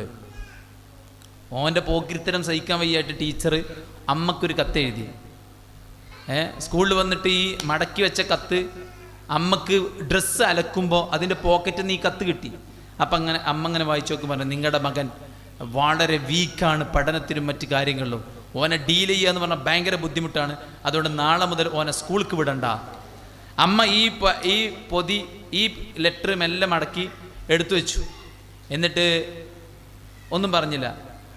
കുട്ടി വന്നിട്ട് അമ്മയോട് ചോദിച്ചു, അമ്മ ഒരു ലെറ്റർ ഉണ്ടായിരുന്നു ടീച്ചർ അങ്ങ് കിട്ടിയായിരുന്നു, അതിലെന്താ ഉള്ളത് ചോദിച്ചു. അപ്പം അമ്മ പറഞ്ഞു, മോൻ നല്ല ബ്രൈറ്റാണ്, മോൻ്റെ കൂടെ മറ്റുള്ളവർ പഠിച്ചിട്ട് എത്തുന്നില്ല, അതുകൊണ്ട് ഇനി മുതൽ നിന്നെ സ്കൂളിലേക്ക് വിടണ്ട, വീട്ടിൽ നിന്ന് അമ്മ പഠിപ്പിച്ചാൽ മതി എന്നാണ് ടീച്ചർ പറഞ്ഞത്, അതുകൊണ്ട് നാളെ മുതൽ സ്കൂളിൽ പോകണ്ട. മനസ്സിലായില്ലേ? പിന്നെ കാലങ്ങളേറെ കഴിഞ്ഞിട്ടാണ് ഇയാൾക്ക് ഈ ടീച്ചർ എഴുതിയ കത്ത് കിട്ടുന്നത്. അന്ന് ഇയാൾ 3000-ലധികം ശാസ്ത്രീയമായ കണ്ടുപിടുത്തങ്ങൾക്ക് നേതൃത്വം കൊടുത്തിട്ടുണ്ട്. മനസ്സിലായോ? അപ്പം അവിടെ നമ്മളെ ടീച്ചേഴ്സ് എന്തൊക്കെ പറഞ്ഞാലും നമ്മൾ വീട്ടിൽ വന്നിട്ട് കുട്ടികളോട് നല്ല നല്ല ഫീഡ്ബാക്കുകൾ പറയാം. കുട്ടികൾ അങ്ങനെ കുറച്ചൊരു ശ്രദ്ധയും ബുദ്ധിയും കൊടുത്തിട്ട് കൈകാര്യം. പിന്നെ ഇപ്പോൾ ബിസിനസ് ഡള്ളാണെന്ന് വിചാരിച്ചിട്ട് വീട്ടിൽ വന്ന് ചൂടായിട്ട് വല്ല കാര്യമുണ്ടോ? ഉണ്ടോ? അടുക്കളൻ്റെ സ്റ്റെപ്പിൽ നിന്ന് ഇറങ്ങുമ്പോൾ കാല് സ്ലിപ്പായിട്ടാണ് വീണു. മോള് വന്നിട്ട് ചോദിക്കുക, ഉമ്മ ചോറെവിടെ? എനിക്ക് ചോറില്ലായിട്ടാ. പാവം, അവളെന്ത് ചെയ്തു? ഡിസ്പ്ലേസ്മെൻറ്റ് അറിയതിന്. അങ്ങാടി തോറ്റേന് അമ്മയോട് അറിയില്ലേ, അങ്ങാടി 4 ചീത്തട്ടിയ വീട്ടിൽ വന്നിട്ട് ഫുള്ള് ചൂടേക്കാരം. അപ്പം അങ്ങനത്തെ ഫ്രസ്ട്രേഷൻസൊക്കെ നമ്മൾ കൺട്രോൾ ചെയ്യുക. ഫിനാൻഷ്യൽ ക്രൈസിസ് ഉണ്ടെങ്കിൽ അത് നമ്മൾ വേറെ തീർക്കുക എന്നല്ലാണ്ട് ആ പരിക്ക് നമ്മുടെ വീട്ടിൽ വന്ന് തീർക്കാണ്ടിരിക്കുക. കുട്ടികളോട് നമ്മൾ ഡീൽ ചെയ്യുമ്പോൾ നമ്മുടെ ഫ്രസ്ട്രേഷൻസ് കാര്യങ്ങളൊക്കെ നമ്മൾ കൺട്രോൾ ചെയ്യുക. ഇൻഷാ അള്ളാഹ് ഇത്രയും കാര്യങ്ങളാണ് ഓർമ്മപ്പെടുത്താനുള്ളത്. ഇതെല്ലാം പൊതുവായിട്ടുള്ള കാര്യങ്ങൾ കുറേ ഉണ്ട്. ഇതിലേറ്റവും ഇമ്പോർട്ടൻ്റ് ആയ കാര്യം നമ്മുടെ മക്കൾക്ക് ദീന് പഠിപ്പിക്കുക എന്നുള്ളത് തന്നെയാണ്. അതിന് നമ്മളെല്ലാവരും പരിശ്രമിക്കുക ഇൻഷാ അള്ളാഹ്. ഇന്ന് 4:30 മദ്രസ കഴിഞ്ഞ കുട്ടികൾക്കുള്ള CRE ക്ലാസ് ഇവിടെ വെച്ച് നടക്കുന്നുണ്ട് എന്ന് വിവരം കിട്ടിയിട്ടുണ്ട്. നമ്മളെല്ലാവരും നമ്മളെ കുട്ടികളെ അതിലേക്ക് പങ്കെടുപ്പിക്കണം ഇൻഷാ അള്ളാഹ്. അതിൻ്റെയൊക്കെ റിസൾട്ട് നിങ്ങൾക്ക് ഇൻഷാ അള്ളാഹ് മനസ്സിലാകും. അതിൽ പങ്കെടുക്കാത്തവരുടെ പ്രശ്നങ്ങൾ നമ്മളിവിടെ ഇത്രയും നേരം സംസാരിച്ചത് അങ്ങനത്തെ കുട്ടികളുടെ പ്രശ്നങ്ങളാണ് ഇൻഷാ അള്ളാഹ്. അതുകൊണ്ട് നമ്മളെല്ലാവരും നമ്മുടെ കാര്യങ്ങളിൽ നമ്മുടെ മക്കൾക്ക് വലിയൊരു പ്രാധാന്യം കൊടുക്കുകയും മക്കളെ എങ്ങനെ കൊണ്ടു നടക്കണം എന്ന കാര്യം പഠിക്കുകയും അവർക്ക് വേണ്ടി പ്രാർത്ഥിക്കുകയും നമ്മൾ കുട്ടികളുടെ മുമ്പിൽ നല്ല റോൾ മോഡലാവുക. നമ്മുടെ ഡ്രസ്സും നമ്മുടെ മക്കനെയും നമ്മുടെ എല്ലാം കുട്ടികൾക്ക് നല്ലൊരു റോൾ മോഡലായിട്ട് മാറണം ഇൻഷാ അള്ളാഹ്. അള്ളാഹു സുബ്ഹാനഹു വ തആല ഏറ്റവും നല്ല ദീനീബോധമുള്ള മക്കളെ നമുക്കെല്ലാവർക്കും പ്രദാനം ചെയ്യട്ടെ. നമ്മുടെ നല്ല ഉദ്ദേശങ്ങൾ അള്ളാഹു പൂർത്തീകരിക്കട്ടെ. വഅഖൂലു ഖൗലി ഹാദാ വഅസ്തഗ്ഫിറുല്ലാഹ ലി വലക്കും ഫസ്തഗ്ഫിറൂ ഇന്നഹു അൽ ഗഫൂറുർ റഹീം. അസ്സലാമു അലൈക്കും വറഹ്മത്തുള്ളാഹി വബറകാതുഹു.